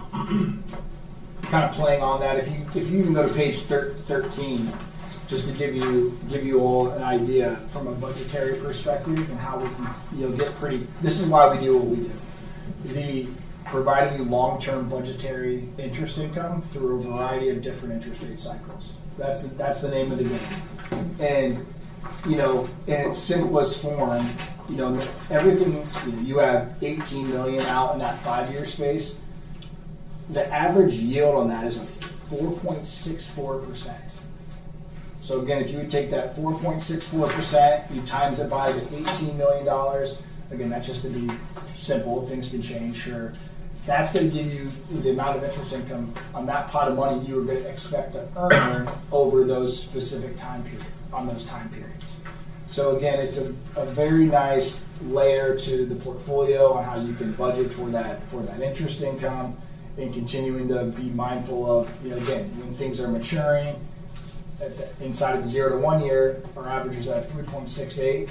We're going in at 4+% again. Mm-hmm. So again, holding that portfolio above 4% is going to be a nice option for us as we continue to move forward here. I think that's. I mean, obviously, this is your ball's in your court here, and you're doing a phenomenal job. But from our standpoint, I think maximizing and preserving that interest income as a source of revenue is important right now, especially as the dynamic around property taxes continue to be questionable. It's going to change as policy changes. We know are going to happen at some point across they have to. We're sensitive around revenue, and having team players who are also looking at that as a yield maximizing tool for the budget is important to continue, I think. Yeah, absolutely. Overall, we're in really good shape. Good shape here across the board. And again, this month is going to be a little more in depth. The quarter will be a little more in depth with David, reviewing the cash flows. It's not as simple as just auto reinvest. So you mentioned looking at liabilities, and making sure we have enough liquidity on hand for our expenses. But overall, we're in great shape. Yeah. Yeah, actually, I kind of look forward to it calming down from that standpoint of when the ACGP money Yeah. has finally been allocated. But like I said, in the meantime, we're managing that week to week and trying to maximize it. Good job. Good stuff. Great. We like it. Any questions for us about any of that? No, I think just. I do. All right. You gotta come up here and take a look at this. Okay. This is April's. Okay. Take a peek.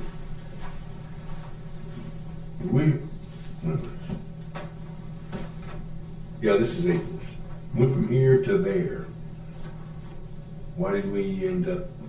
Well, so if you look at this is the remaining fiscal year projected income. So that included a few months that this doesn't. We've already seen some of this income. Okay. So you notice this number is way less than the Right. That's total already earned. Because I looked at that and I'm thinking, we're doing pretty good there, and then I went there and thinking, Yeah. okay, I got We've it. got a lot less time left in the year on this one. Got it. See, that's why Good question. That's why That's it. No, good question. But if you still look, I mean, it ends up putting it just in the U.S. Bank portfolio Right. about 3.7, which does not include the Star Ohio interest income, which has also been fantastic. I don't know what the number is off the top of my head. I'd have to look at that spreadsheet again. I've got too much going on right now with the collection. Too many numbers, but You're probably on Star, just in the back of the napkin. Star's I got 380, 3.8%. If you have 25 million roughly in there, it's another $1 million of interest income. And plus you've had more flowing through there, so yeah. yeah, things have been fantastic. Yep. Fine job, guys. Thank you very much. Yeah, all right. Appreciate it, fellas. Good seeing everyone. Take care. See you next quarter. Thank you. Yep, thank you. Good seeing you. Thanks, Larry. Yep.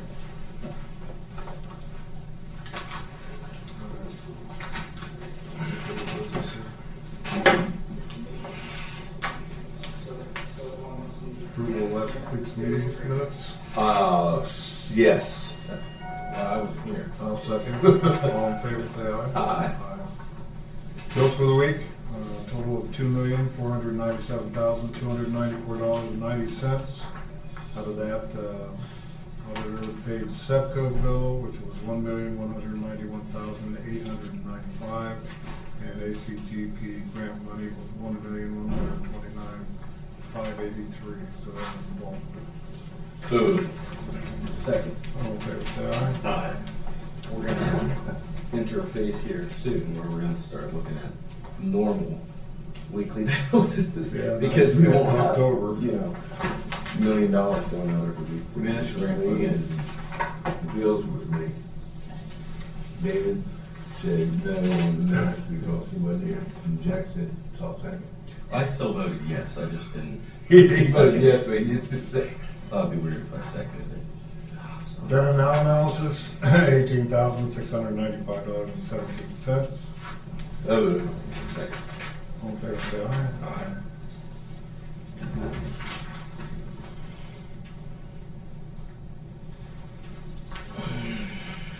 We have a transfer for dog and kennel fund from general fund of $10,000.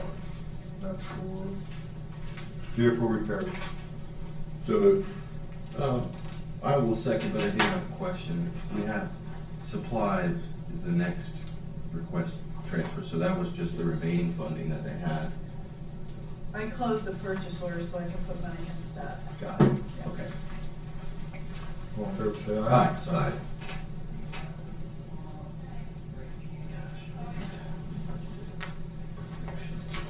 Yeah, if they have an emergency, they're gonna be in trouble. Yeah, I mean, we can, work session, let's connect on the Dodge.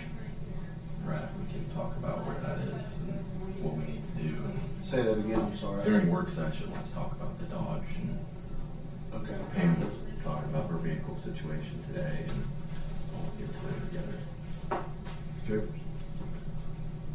Transfer of funds from the dog warden department from supplies to other expenses, $243.78. Second. All in favor, say aye. Aye.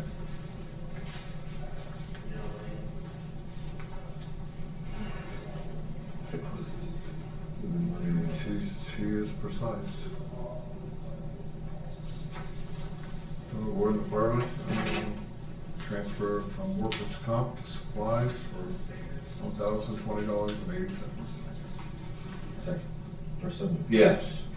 All in favor, say aye. Aye. That's pretty sloppy. We got it done. I'm thinking there might be a little bit of capacity left still in the dog warden's budget unless we've moved money out of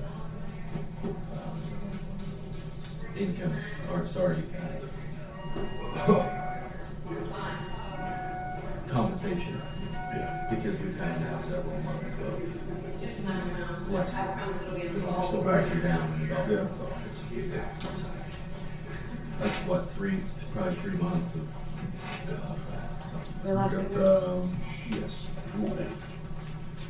Come right in. clerk of courts, transfer of funds from group insurance to unemployment. Good morning. $5,607.55.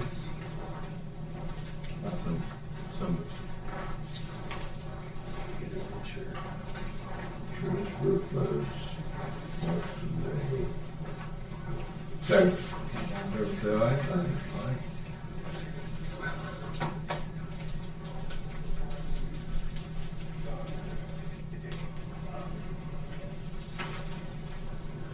Juvenile court, this is from the IOMAS contract, to IOMAS other $5,000.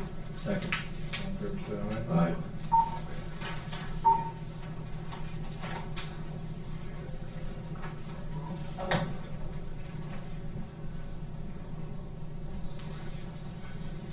Appropriation of funds for Ross County out-of-county autopsies for the coroner's department, $18,870. I will make this motion. I think, we've gotta pay for these. Does anyone know how this process works, though? If there's ways that we can, I'll just say my concern on this. It feels like there's been several times this year where we've had unbudgeted appropriations for out-of-county autopsies. Now, there's part of that probably that needs to be discussed during the budget cycle so that we're budgeting enough for this account. But two, getting into the nitty-gritty around, are there ways that we can avoid these costs or not? I don't know the answer to that. I don't know if any of us do. Comes out. That's a conversation we have to have with the coroner. No, But I mean, this is killing us $18,000 at a time. It was $8,000 last week. Yeah. So, I think if we go back and compare the year averages for 24, 25, 26, and get the drop well up. And I think part of the problem is he has a staff of investigators, but he didn't have a staff to do autopsies.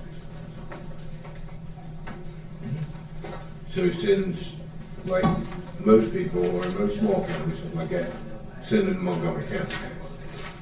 Right. Well, the problem with this one, I see this one. That's the Department of Rehabilitation and Corrections. So is that somebody that died after the prison? And why are we footing the bill on that when he's a state prisoner? Right, and I think that needs to be the purpose of some conversation, whether it's now or within the budget hearing cycle. That conversation with the coroner has to happen. Right. At some point, you know, I think a lot of the rural counties do that, or started doing that because there was probably a cost savings there. But we need to analyze at some point, is that no longer cost saving? It's similar to the jail when when you're sending out. You know, you don't have control over the costs associated with that. And I think we do need to get better at budgeting that more accurately, but also, is there ways that we can avoid this? Or to your point, if this is a corrections, we need to make sure we're not paying for autopsies. That should be the obligation of other jurisdictions. All in favor, say aye. Sorry, I had to stand on the soapbox there.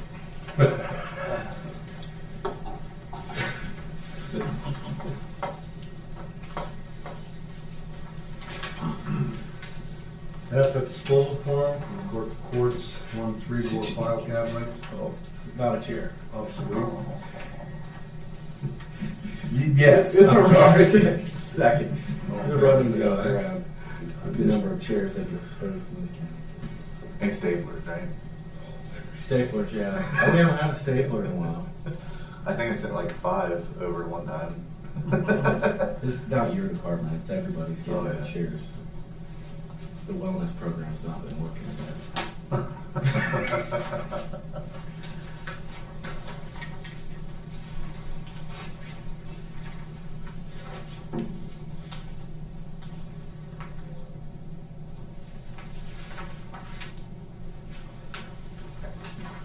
Not red, please. Okay, you go to the next one. Just from the sheriff and do it. Have rate increases, renewal acceptance form for Sevco for 2027, 9.3% increase, The vision and the dental stay the same. except for the dental and the vision. They're the same. They stay the same. Is this our renewal? This is our renewal. When's our deadline for that?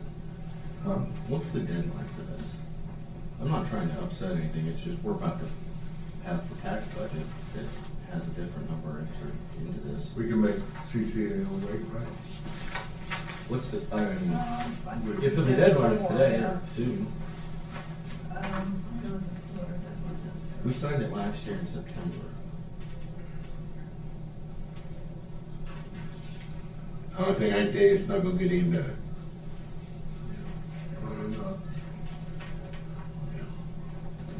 I think my thing is we might as well do it now, other than waiting, because it's not gonna get any better.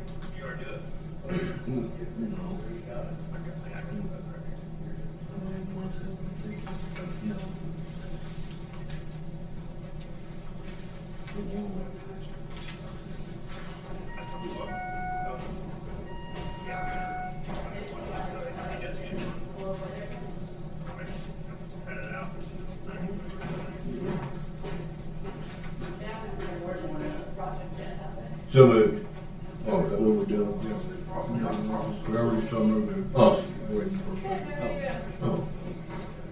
We already. Second, yeah. I'll be okay.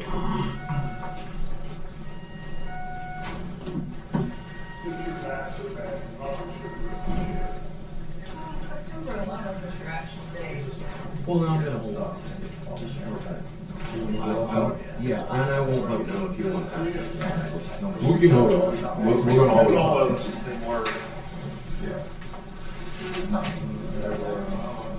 MOU, document for Greg Routes, GIS. So, Aye. Second.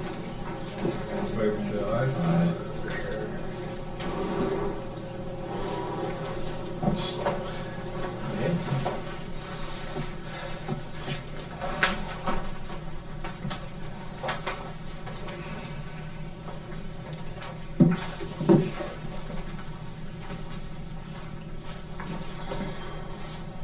Gentlemen, guns are here. How's Abby? Great, Phil. And they're cleaning our airport hangar lease for Kenneth Corey Black, $135 a month. Hangar number 12. Second. Favor say aye. Aye.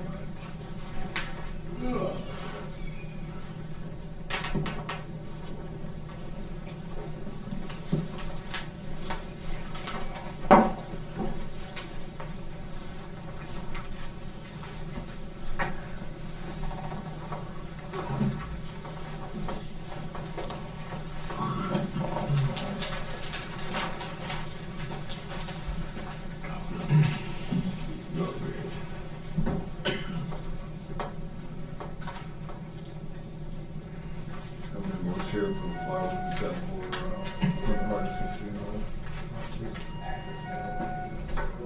$69.45. That's right. Hey, did we ever get badges? Do you have it? We went through the process with the sheriff's folks probably 2 years ago. And wondered, you know, if you have them. Sir? How are you? How are you, Lenny? On board. Yeah, Michael's sitting here, sit on the end or something, so both you seen if they would. We will, I don't need it right now, but if you, I don't know if you have it or not. I still have it. Okay. Take care of that sometime this week. Well, we still have to head in. Us three do, not the county. But the county's already paid for it. No, we have. No, Oh, okay. Well, yeah. which was the revenue. We, that's our bill, right? Okay, I'm all game for, Yeah. I just saw from a process wise, we had to pay it and then donate it back to the county, but okay. I have two agreements for bridge reconstruction, one's for Mount Tabor, one's for Roosevelt Creek. Ohio Bridge Corporation, both of them. Moselle is $345,409.54. Mount Tabor is $232,931.80.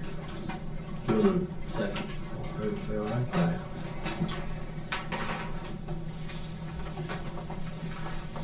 So when they want this paid? Or it's already paid? Okay. We will, Monday. That way we can bring money. Oh. Yeah, I need to remind. So this, I need to remind her. I'll remember. so the total was $112.46. Yeah, both of them is $112.46.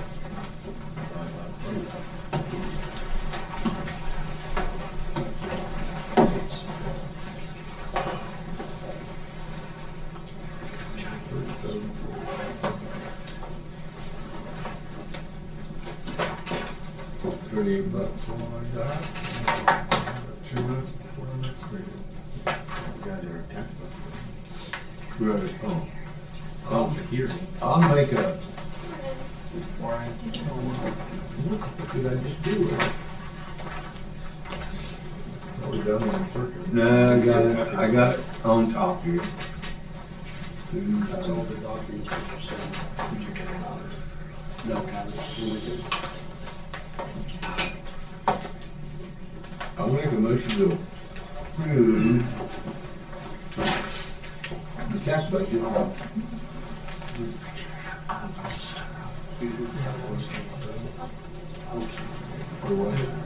Yes.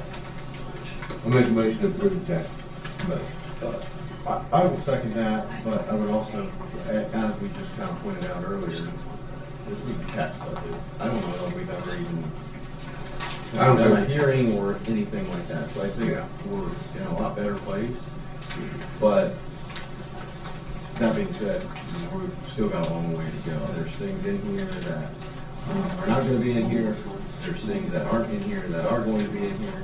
There's changes, like was just pointed out, you know, the SEPCO increase, that's not accounted for. That being said, Cut the share budget by half. What'd you look up at me for, Sheriff, when I said cut the sheriff? It's just bouncing off. It's kryptonite. But, So, second.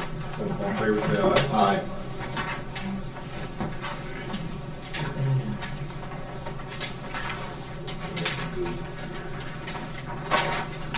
It is 11 o'clock. We will courthouse renovation phase 1. I'll go ahead and start. Let me introduce the folks that are here. The folks on the end here are both from Schooley Caldwell, who is the design team that's been working on the building for months. That's Katie Lovershit and Brian Keegan. And I don't know all these gentlemen's names. These are the contractors from Berglund Construction, Restoration and Construction. John Hughes, Justin Meeks, Craig Trubinsky. Craig. Your name's as bad as mine. Last name is per se. What did he say his last name was? Trubinsky. Almost sounds like mine, doesn't it? That's what we would say. So all the folks in the room are either elected officials, department heads. Dan's our maintenance supervisor. This is a gentleman that's running for commissioner's seat, Dave Pinkerton. We have Jordan Wheeler, who is the clerk of courts. The sergeant who's in charge of the guards downstairs. You'll see him about every day when you're coming. If you're coming around, he'll be there. Abby works for Judge Schmidt. Brittany and Judge Ager are over there. They're in courtroom 1. Wanted them to be here for sure because you're going to be on the roof, and that's their big courtroom upstairs. And then we have the sheriff, the jailer, and the major is here, and Deanna Orr is the judicial administrator for all the judges. So it's all yours, guys. You guys want to go first, or you want us to go? Well, we can give a summary of the project, and then you guys can go into the logistics. But the project is phase 1 of the courthouse restoration. The other phases will be exterior work, stonework, windows, doors, etc. Those will be coming next year, probably the following year. Right now, we're just doing the roof of the courthouse, not the annex or archive building that was taken out. But the courthouse proper, we're going to be doing a re-roof. The main courtroom will be getting a standing seam metal roof, and some of the smaller steep slope roofs will also be getting a metal standing seam roof. And the flat areas, ones you really can't see from the ground, will be getting it's called an EPDM rubber single ply membrane roof, which is basically what's there now. The standing seam metal roof will replace asphalt shingles. It's a little more historically appropriate. We're kind of wrestling a little bit with what color, but it's going to be a reddish color. Kind of represents some of the old Chitters red painted roofs you see in Chillicothe and other areas. Downspouts, gutters, and then we are painting the clock tower. That's one of the first things that'll happen. What else? I mean, most of the work will be, these folks can shed more light on this, most of the work will be up on the roof. There may be a little bit of a staging area, and there will be access. They'll be needing to get access up and down from the ground up to the roofs. But most of their work, won't be very disruptive. It's not like we're doing the windows and doors yet. That's next year. Or the stonework, which can be very noisy when they start chipping in the stone. But that's not this phase. This is just roofing. And I will let Berglund then talk about your logistics and the issues with working with the courts. There may be times when they can't work because there's a court in session and the noise would be too disruptive. these folks will have to establish a line of communication with all of you folks, and I'm not sure exactly what your plan is with that. Maybe Brad has some thoughts, but obviously, if there's a court in session or some other activity and they start doing a lot of noisy things, it's not good. So. Sound good?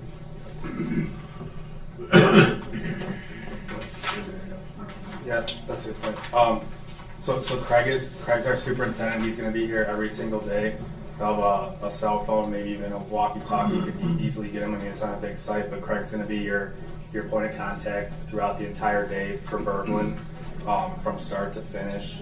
And then Justin is our project manager assigned to the project. But Craig will be your day-to-day as far as communication goes. There would be, they went over the scope. There's probably going to be, there's about 6 subcontractors involved: an electrician, a plumber, a roofer, a painter, and a scaffolding contractor. So we don't envision a huge crew. Still getting into the details, but it sounds like maybe 15 tradespeople at peak. You want to talk about logistics? Our intent to do the job, obviously it's an exterior job, so for the most part there's not a lot of need to get inside the building. So our intent is, when putting together our pricing and our phasing plan, was to keep access to the exterior of the building. Craig has been on other courthouses and federal buildings, and that normally seems to work the best, that the crews are for the most part on the exterior. There is a little bit of interior work that's going to be needed, as far as some roof drains that are going to get installed. There's 9 roof drains. 6 of the 9 are over the lower roofs, and those we may have to take out some ceilings to replace the underside of the drain bowl. And then the electrician who's worked, I think they're familiar with the building and worked in their past. They're the other ones who would potentially need to get inside. But besides the electrician and the plumber and Craig, all the roofing, the major trades are going to be limited to the outside of the building. And that's why we put together, there's a phasing plan, we called it in here. You guys have that in front of you. We're going to build, this is a preliminary only in for concept. So before we go and build this, I don't want you to say, John, hey, this doesn't look right, you can't do that. Before we go and build this. It's the second longest sheet price. This was for concept, and so everybody had an understanding of what most likely is going to happen. Before we build it, Craig would be on site with the representative for the county and their scaffolding contractor just to say, okay, yes, we're going to put that scaffold post.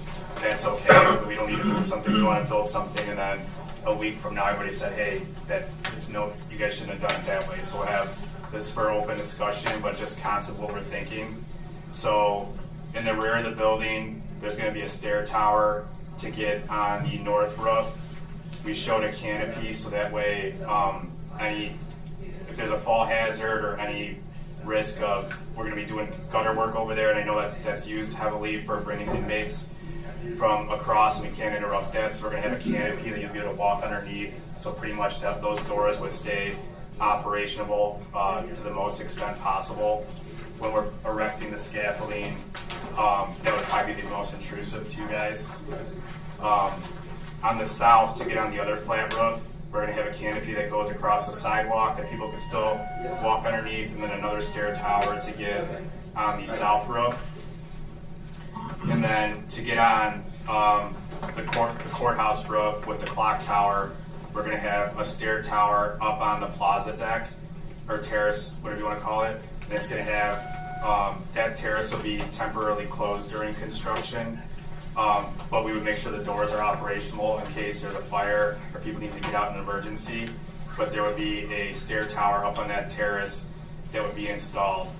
The bottom of all the stair towers there would be 8-foot tall fencing that would be locked at the end of each night. So Craig would be, as part of his daily checklist, Craig would be the one responsible, making sure that no one leaves and doesn't lock anything.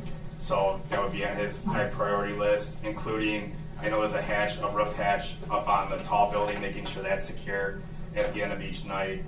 And then at the front, to make sure your main entrance stays open for the duration of the job, we would also have a canopy installed.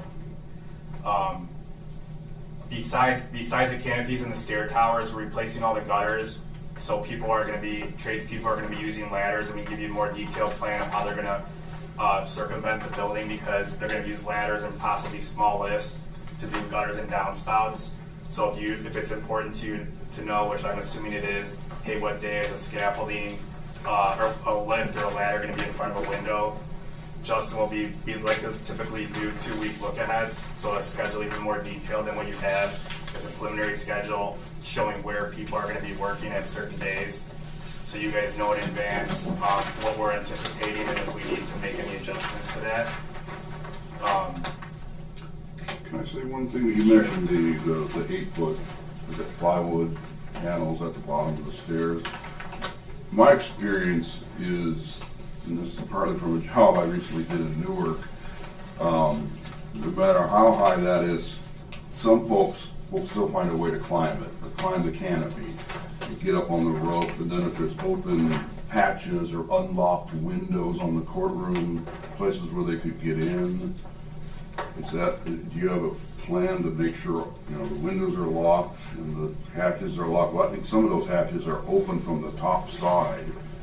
I'm not quite sure how you lock them, but. Not the ones up here. They have to be open from the inside. Okay. Just, again, I came off a project in Newark where it seems like every couple weeks they found someone that got up the scaffolding and, partying on the roof and got in windows and did some damage and stole tools and stuff like that. I think, Brad, probably me, you, the sheriff, and the commissioners need to have a talk about some of that without everyone else present. Okay. We can. Yeah, I mean, I don't disagree with what you're saying. Work on university settings, and if you want to climb something, You're going to climb it. Yeah. And in Newark, did they have the kind of security around the building like we do? They did have cameras, but that was about it. Yeah. And of course, the cameras don't do much except just capture something after it happens, when you go back and look at the tape or whatever. But there was no sheriff's, office and jail right next door. The county courthouse was across the street, but there was not a lot of them. So this was a starting point. The one I think that's very important to have would be the one in front. The other two, if we said, hey, there's no way you could have stair towers here, we could let you know what that means, and we could talk with the roofing contractor. The one in back is obviously it's a little more. The ones in front you would think would be less problematic than the one in the back of the building, where it might be more dark too at night. The one in the front I think is very important to have. The other two, if it's, hey, burglar, we don't want to have these here, we can talk with the roofer and see what that means. But if you don't have the stair towers, he's still gonna have a forklift on site. He would need something to be able to get stuff up and down, obviously, the material and debris. Did the Newark job have any alarm system on the outside or anything at all that might show a tamper, and someone came up the stairs, someone did something? We've never put an alarm on a scaffold. The only thing we put alarms for like weather and like monitoring if something has vibrations. Nothing for alarms for people. The only thing we've done some churches in pretty remote rural areas, and we put cameras where the superintendent gets an alert. Because we did a church in La Crosse, Wisconsin, and he had a camera. We put cameras out there because they had no cameras at all. I'm assuming you have cameras out here. And then he would get an alert if someone went on the scaffold, because we had people with issues with college students kept wanting to climb on the scaffold. I'm not aware of any type of alarm system we could do though. Isn't there something called Tattletale? Kind of a local buzz. I don't know, it makes some noises. I don't know if it's moved or something. I'm not that familiar with them, but something that, someone starts climbing. LSU, when we did the swimming pools, we used Tattletale. Is that for well, it had motion. And then since we had the chance of the pools lifting, we had to keep those pumps running 24, so we had to have them monitored so if it went off. One of the pumps shut off, so I can. Yeah, we could send you the information on, I guess, what we use there. If that's a vibration monitoring thing, that might be what I'm thinking of too. But yeah. I'm assuming this is something that we would monitor and monitor as well. Yeah. And I agree with the judge. I think as this gets ready to proceed, we need an inter-security meeting, that's not open on what we're gonna do to protect people from being up there, There's no sense in guarding the front door if we're gonna let people into the roof, so we have to be aware of what's moving up there, what possibly can get up there. Especially if we got any big trials coming up that we wanna protect those people. So I think that will be an inter-security meeting with the judges and the people as we go on. I'm thinking building security on Friday night and coming in Monday, and what we see is what I'm thinking. Yeah, it's not just so much during the day, it's like 2 o'clock in the morning. When Right. Group of kids decide to climb the scaffolding, and who knows what they do. But like you said, though, being real close, we can have, our jailer check it at night too, on a regular round basis, and make sure that everything is going good. But the Tattletale does put a motion alarm, you have that, so it might be something we check on it. Because if you're gonna be climbing scaffolding, you're gonna have some motion up there. So. You might have to go up 12 foot with plywood. Yeah. Something they can't reach. Or maybe even the motion detectors on the roof, instead of on the scaffolding, so that if they get there, it's gonna set it off and then you get them out of there. Here's what I had to suggest, and I guess forget about executive session on, get a motion detector in the big courtroom. That's your windows. That's how they're gonna get access inside the building. Yeah. They'd go through into any of the windows going into the courtroom. So I think if you've got something at least in the courtroom, you'll know if they come into the building. Because I think that's the only access. We'd like to catch them before they get in the building. Well, I know, I'm all for motion, wherever you Yeah. put them, but I think there needs to be something in that courtroom, because that's my worry. If some kid gets up there on a Friday night, they start peeking in the windows and think, how fun would it be to go in there? Act like Judge Ager, you mean, sit there and hit the gavel. Well, when I was a kid, yeah, I'd have been like this. You'd been right in there, wouldn't you?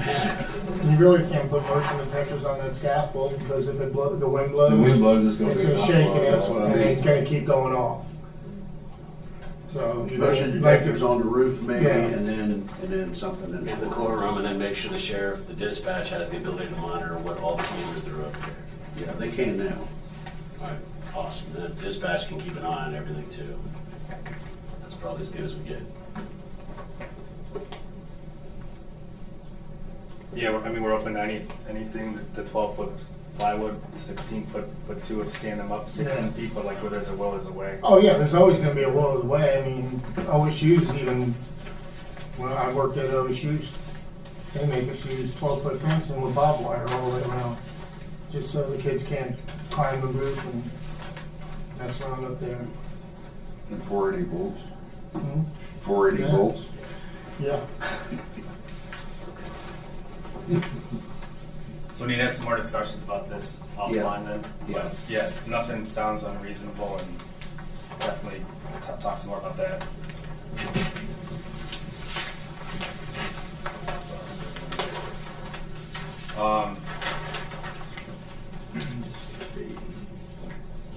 Yes, so again, this I think is the third one if it was in order now. So we put together a 2-page schedule, very high level.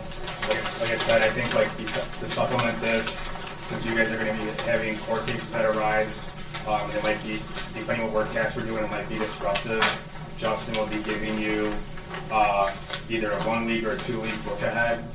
And we've done them in the past where we list a task and we have like 3 different levels, like non-disruptive, mildly disruptive, or disruptive, to know if there's noisy work or not.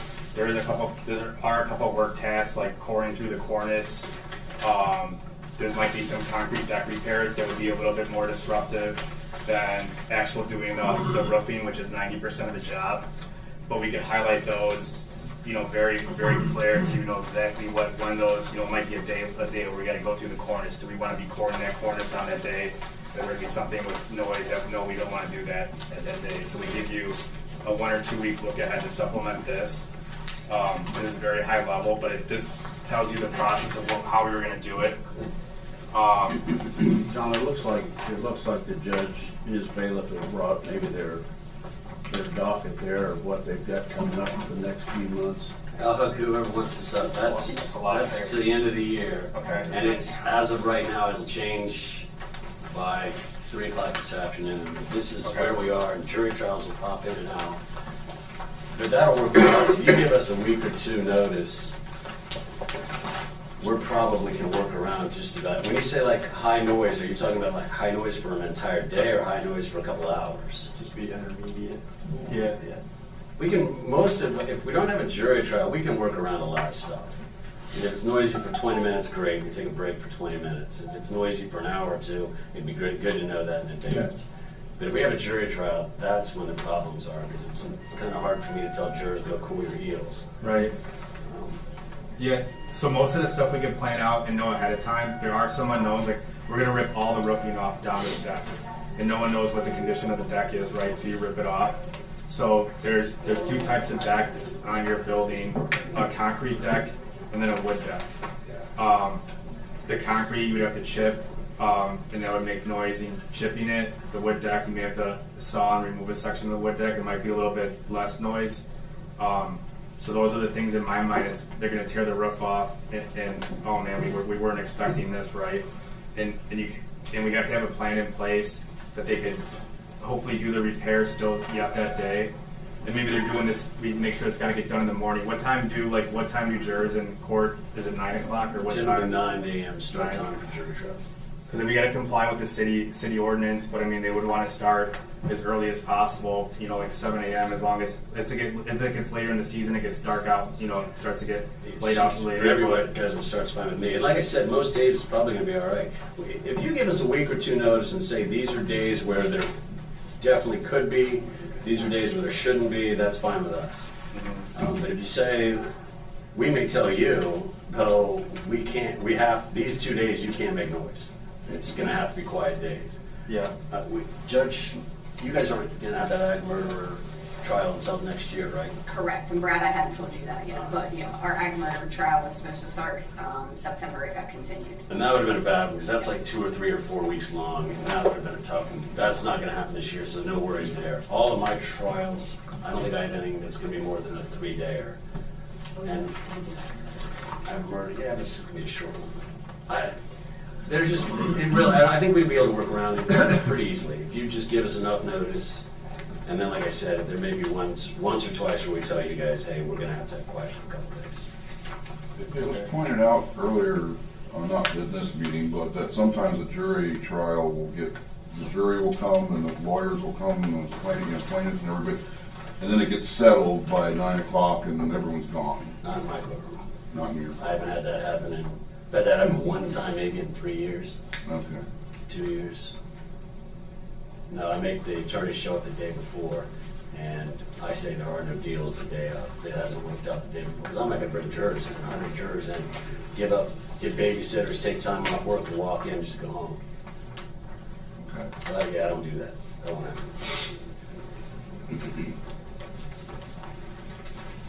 happen.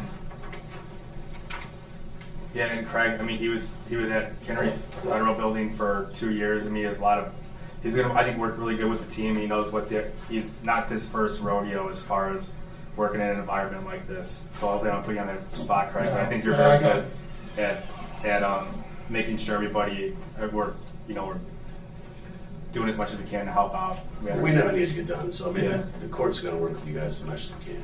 Yeah, because I got a Kennery, Potter Stewart, and then there was one in Indiana I worked on, the federal courthouse out there, and it was all the same way. Yeah, that gives as much notice as you can, and like I said, we'll find a way to make it work.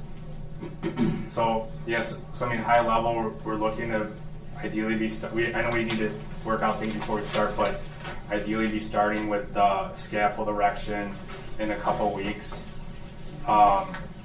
If there's any concerns with the clock tower, that's like the first thing that's going to happen, because that's just being painted. The roofing materials, those have some longer lead items, so we're kind of backing into the schedule to make sure we get it done by the end of the year. But they'll erect the scaffolding, the clock tower scaffold will go up. That'll take about a month to complete. All that scaffold on the clock tower would come down because no longer doesn't be needed anymore. Then they're going to start to work on the metal standing seam on the steep slope roofs, because that stuff has about an 8-week lead time. But while we're waiting on that, we'll also be working on the low slope roofs. And backing into a completion date in early December, getting done before the weather's completed out here.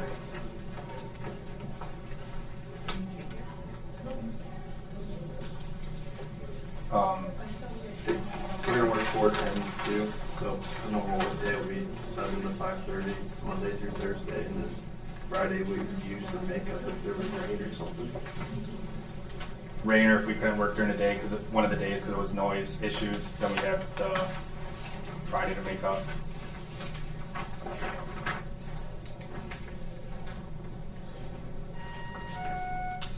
You won't be making up time on the weekends, will you?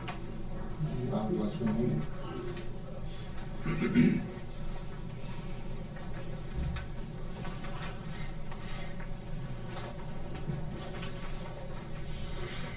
Any questions? What is the means of communication? I mean, it seems like there should be, and again, we're working in Lancaster on the City Hall, and there's a lack of communication between 2 points, one point on the contractor's end and the other point at the owner's end. And All the questions now come to our office, whether they're put on our maintenance system. I mean, if there's a question that needs a day or two answer, you can put it on there. Otherwise, they all have the number here. They can call and talk to any one of us, and we can get over it. Yeah. That's the best way to do it. So all communication should go through you, Brad? Yeah. Or our office. Or your office, yeah, because what I've encountered sometimes is the contractor will go to, the auditor's office and say, hey, Mr. Auditor, I'm gonna be working on your windows. Yeah, that's fine, and then find out it's not fine. Yeah, we don't wanna start that. It'd be better if they got questions, they can come to us, and we'll ask the question, and we'll get right back to them. We've tried to be really open about the whole thing. I mean, that's why this is the second or the third meeting we've had, so I think everybody's getting their questions answered that need to. I'm more worried about Judge Ader's courtroom because he's on the top there. He's going to hear more noise than anybody else is. Judge Smith's not in the basement, but he's on that first floor, so I'm not too worried about that. But I am worried about the folks on the top more than anything else, and his courtroom, because it is beautiful and it's easy access once you're on the roof, like he said. Those are all good points that he made that we need to address. I guess one last thing too. So there's one more document here that is a plan of the building, and it has numbers 1 through 9 labeled and circled in green. These represent the 9 roof drains that are going to have to be replaced or installed new. There's 4 in the center, 2 on each end. All that work is being done from the interstitial space. There's like an attic space up there, and we're going to have some scaffolding that's going to be used. But all that, we're not going to have to get inside the building to do those, but we're going to be right above the ceiling of the courtroom. So we may want to coordinate if there's any days when it's not court in session, we're building scaffolding or doing this plumbing work, because that might. What's the time? When's the start and the end for doing those? I did not get too specific. We had a line item for plumbing. I guess I did on here. I said upper roof 4 locations, line item 40. Middle of October. Middle of October. But this is not extremely critical, Pat. So we could work with you on this October date. I put this in here because October is when the standing seam metal is gonna be coming. And I don't think it's going to take 20 days. I had 20 days because we had to build scaffolding up in there too. I'll tell you what, the week of, October 8th through the 16th, go crazy. Okay. The court's going to be closed that week anyway. 8th through the 16th, okay. Good to know. So those, we will not be inside like the occupied space so you can see us, but we will be up in the ceiling. Make it 8 to the 14th. 8 to the 14th. Yeah. Okay. That I know is you can make as much noise as you want while they're out there. Okay. Drain locations 1 through 4. Those, I believe, 3 are existing and 1 is new, or they might all be existing, but those We still don't know if we can do those from the top side or not, if we're gonna need to get in the space underneath, so we would put protections up and dust protections and move any furniture temporarily. That won't be in your space, that would be in Judge Benson's space, I believe. Okay.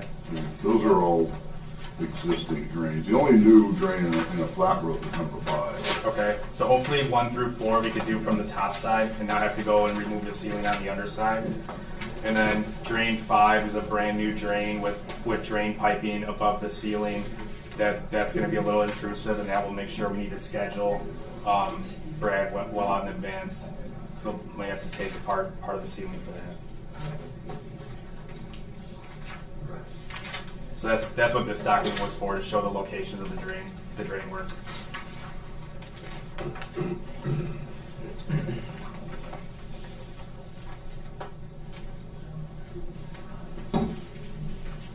That's all we had, I think. Any questions?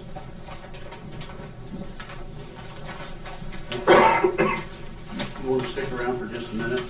Sheriff? Okay. Do that, so we can talk about what we're going to do. So we're going to have to ask everybody else to step outside for a minute. Thanks, folks. Appreciate it. I am going to get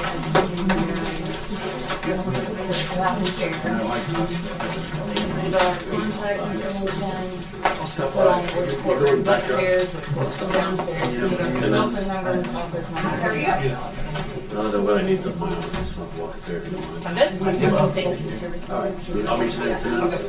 I'll follow Brett. Because our travel. So we can mark that off tomorrow. Yeah. Thank you guys. Appreciate it.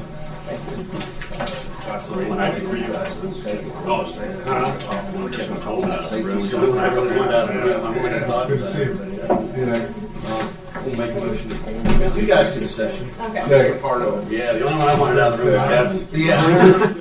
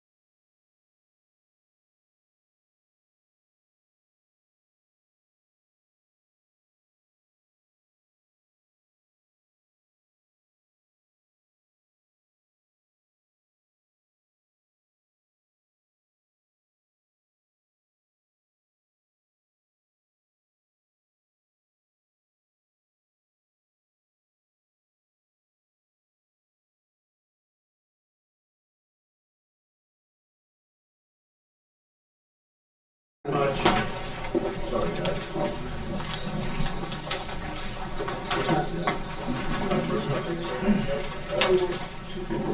Thank you, everyone. Thank you very much. Where in Michigan? Shane, his friend is Dustin. Dustin. Dustin.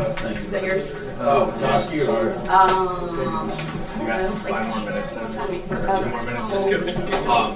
So I don't know. I think Go with his next week brother. would be good. That's like the holiday person here and the scaffolding person, and then you. And maybe we can even actually, yeah, and maybe we can even like shrink the scaffold at least, like you'll know like the exact extent of what it is.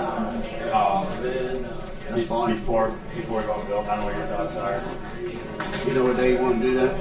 You don't want to do it this week, but next week. I'll be on vacation.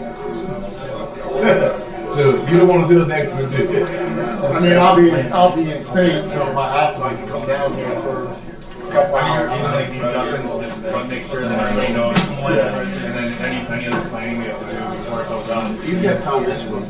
This week's better for me than next week. Next week's our family.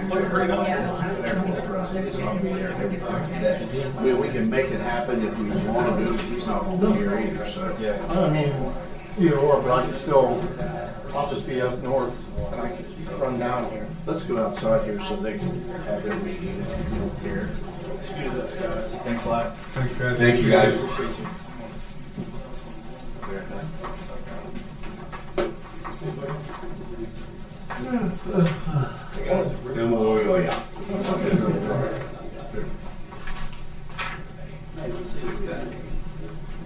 Happy Monday.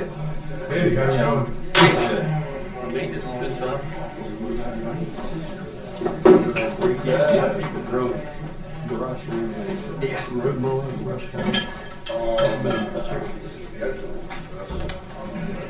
Hello.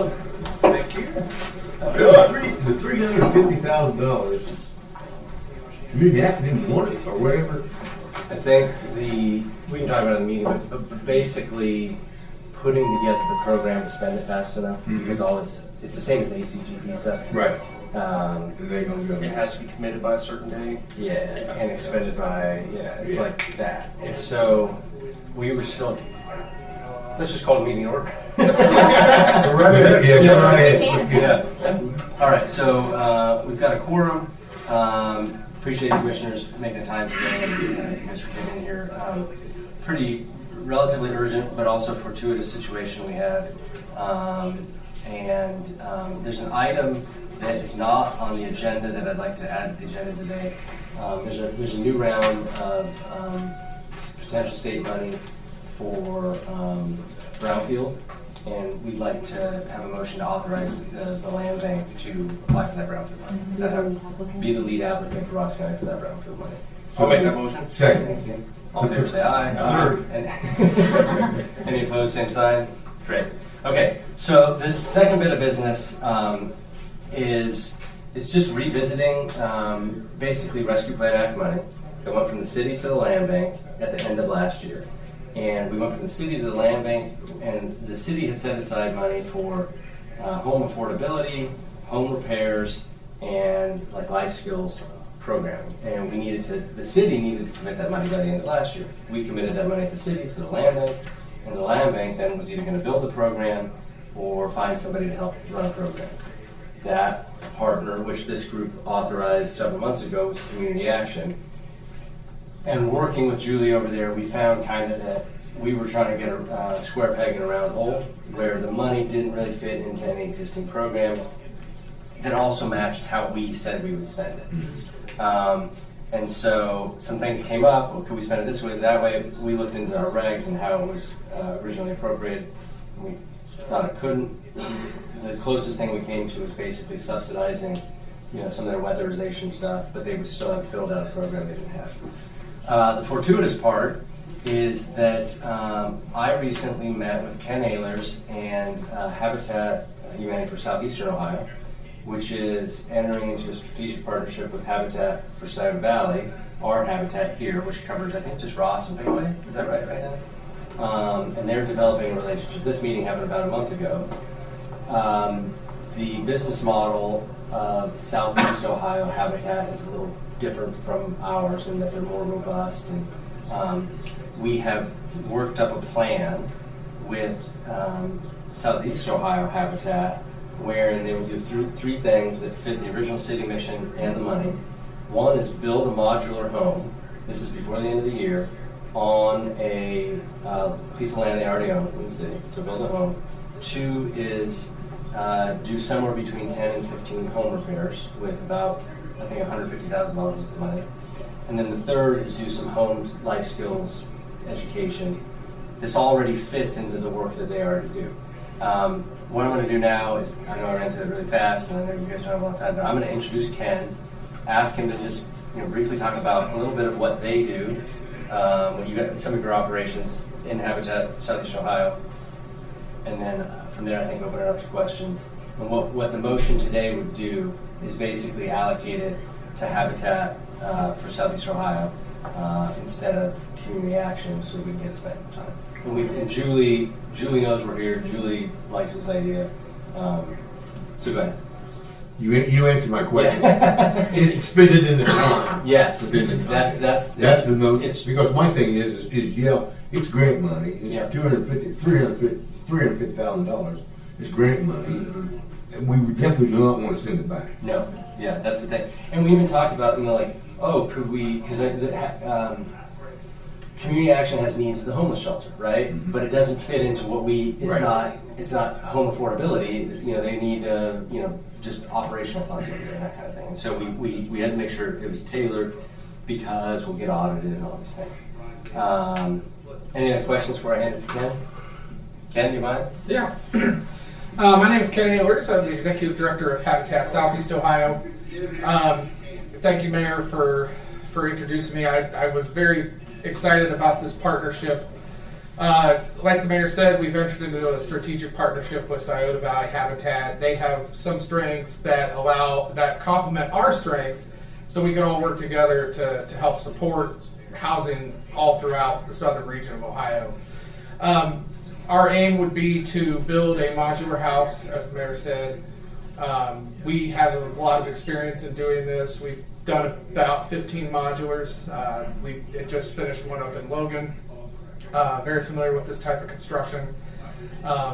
We also will be doing somewhere between 10 and 15 home repairs, averaging roughly around $15,000 each. We have a construction social enterprise under us that employs people in recovery, and they'll be the primary group working on those projects. And then we also have a full-time training coordinator who does education classes on basic home repair, things like how to replace your toilet, how to replace a faucet, all those fun things that come with home ownership. And offering those classes for free to the community over a period of time would be beneficial. We've done that in Athens, and we look forward to bringing it down here. So that's really where we would like to focus this funding on and make sure, like you said, that we can keep it in Ross County and in Chillicothe. I'll make that motion. Did you say the land for this modular is already purchased? They already have it. Yes. Where is that? So the targeted property is going to be 235 Scioto Avenue. It's a corner of Scioto and Riverside. So, I'll take the motion. Took the second. All in favor say aye. Any opposed, same sign. Awesome. But I think what I see here is, this is just really fortuitous. We have a grant cycle, but we also have, we're doing our strategic planning. This type of organization, I think I've mentioned in our meetings before, I've met with Scioto Valley Habitat before about, how can we partner, and their model is just different. One house at a time, volunteers to build it. This is a more, I guess, just a different type of operation. And so this is about as fast as you can see a plan come together, but what I'm optimistic about is we've got all these other properties we haven't been able to build on. We've got some cash flow, and so I think this could be the start of something. Yeah, we'll let everybody know when the house is coming, so you can all come down and have an hour of boredom followed by a couple seconds of sheer terror as there's a 30,000-pound section of house that's So I don't know if you've ever seen a modular be installed on a foundation before, but it is a sight to see, and we have the homeowners out there. It'll be a great time. And at the end of the day, a modular, I mean, it looks like a stick built, really. Absolutely. It's not Cannot- manufactured, which I No. think gets kind of confused sometimes too. So. Yeah, manufactured homes are built to HUD standards. Modular houses are built to Ohio Building Code standards. So there's a big difference between the two. And once installed on a foundation, it looks, acts, and is inspected exactly like a stick-built house. Single story or two story? This one will be single story. We do two-story houses, but in this particular situation, we have a homeowner that has a disability. Anybody else have anything for the good of the order? Efficient meeting, Mr. Feeney.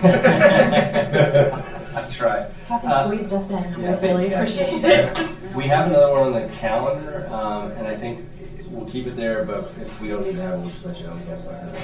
But this will be, I mean, we've never had like a photo op from Land Bank or anything. This potential. And the thing is now we got partnerships with. Yeah, people that do stuff. Yeah, that's cool. Get things moving. Yeah. All right, I'll entertain a motion to adjourn. Second. Yes. I'll make the motion. Yeah. Do things backwards around here. Thanks, everybody. Motion to adjourn the meeting. Or do we have to reconvene to the session? We probably have to do that. Why not? We don't have any business. No, we don't have any business. There's All right. somebody else. Good. Thanks so much. Yeah, good. I'm watching. Yeah, it's crazy how we all done. Would you be able to give me an interview? Yeah. We're gonna What do you do want, it. guys? Wait, So we go ahead? Yeah, let's go ahead. There'll be little Yes. messages after that. Yes. We bike to town or? Hey, when my house is gonna get What is that? Yeah, we'll check. That's for the, The ones over in my, And then oh my, in Roxybell. I haven't signed the paper. I'll see that. Yeah, that'd be nice. Yeah. Yes, you guys got it. Lock on. That was the one with the, Yeah. there's a title. Yeah. It's in the batch of other titles. Okay. Hold on.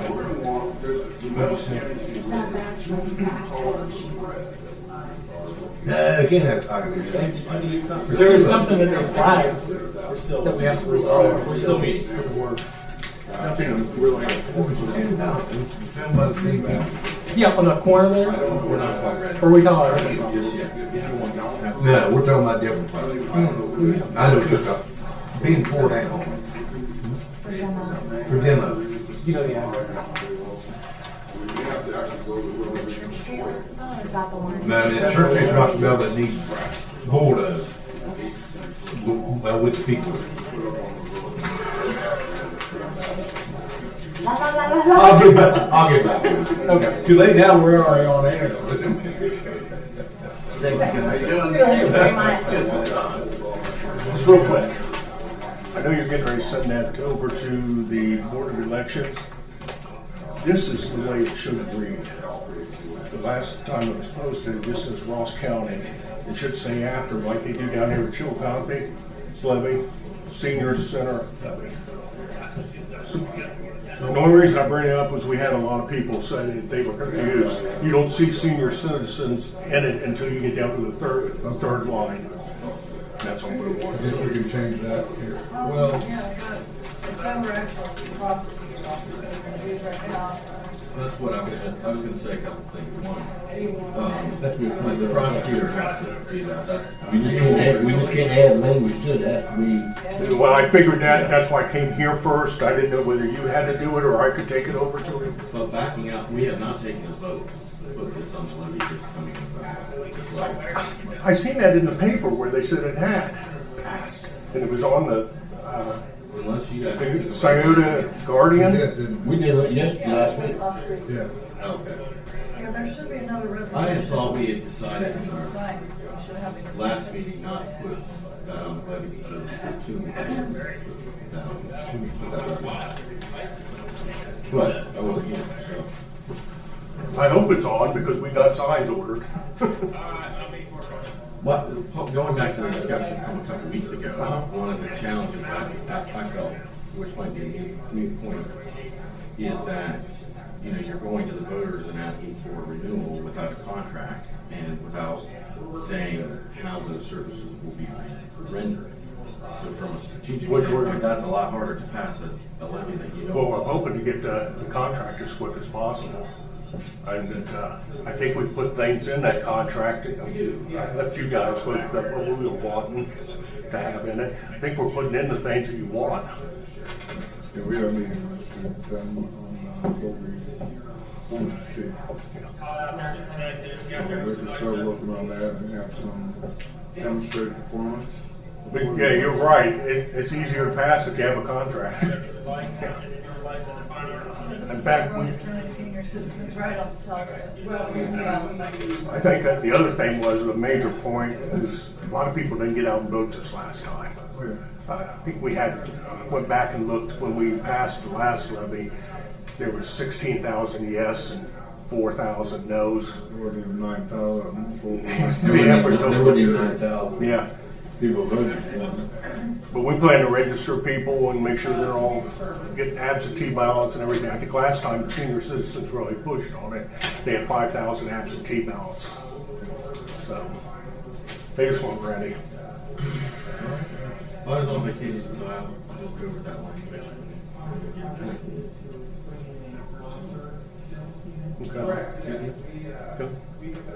Anything else? I appreciate you guys' time. I'll make a motion.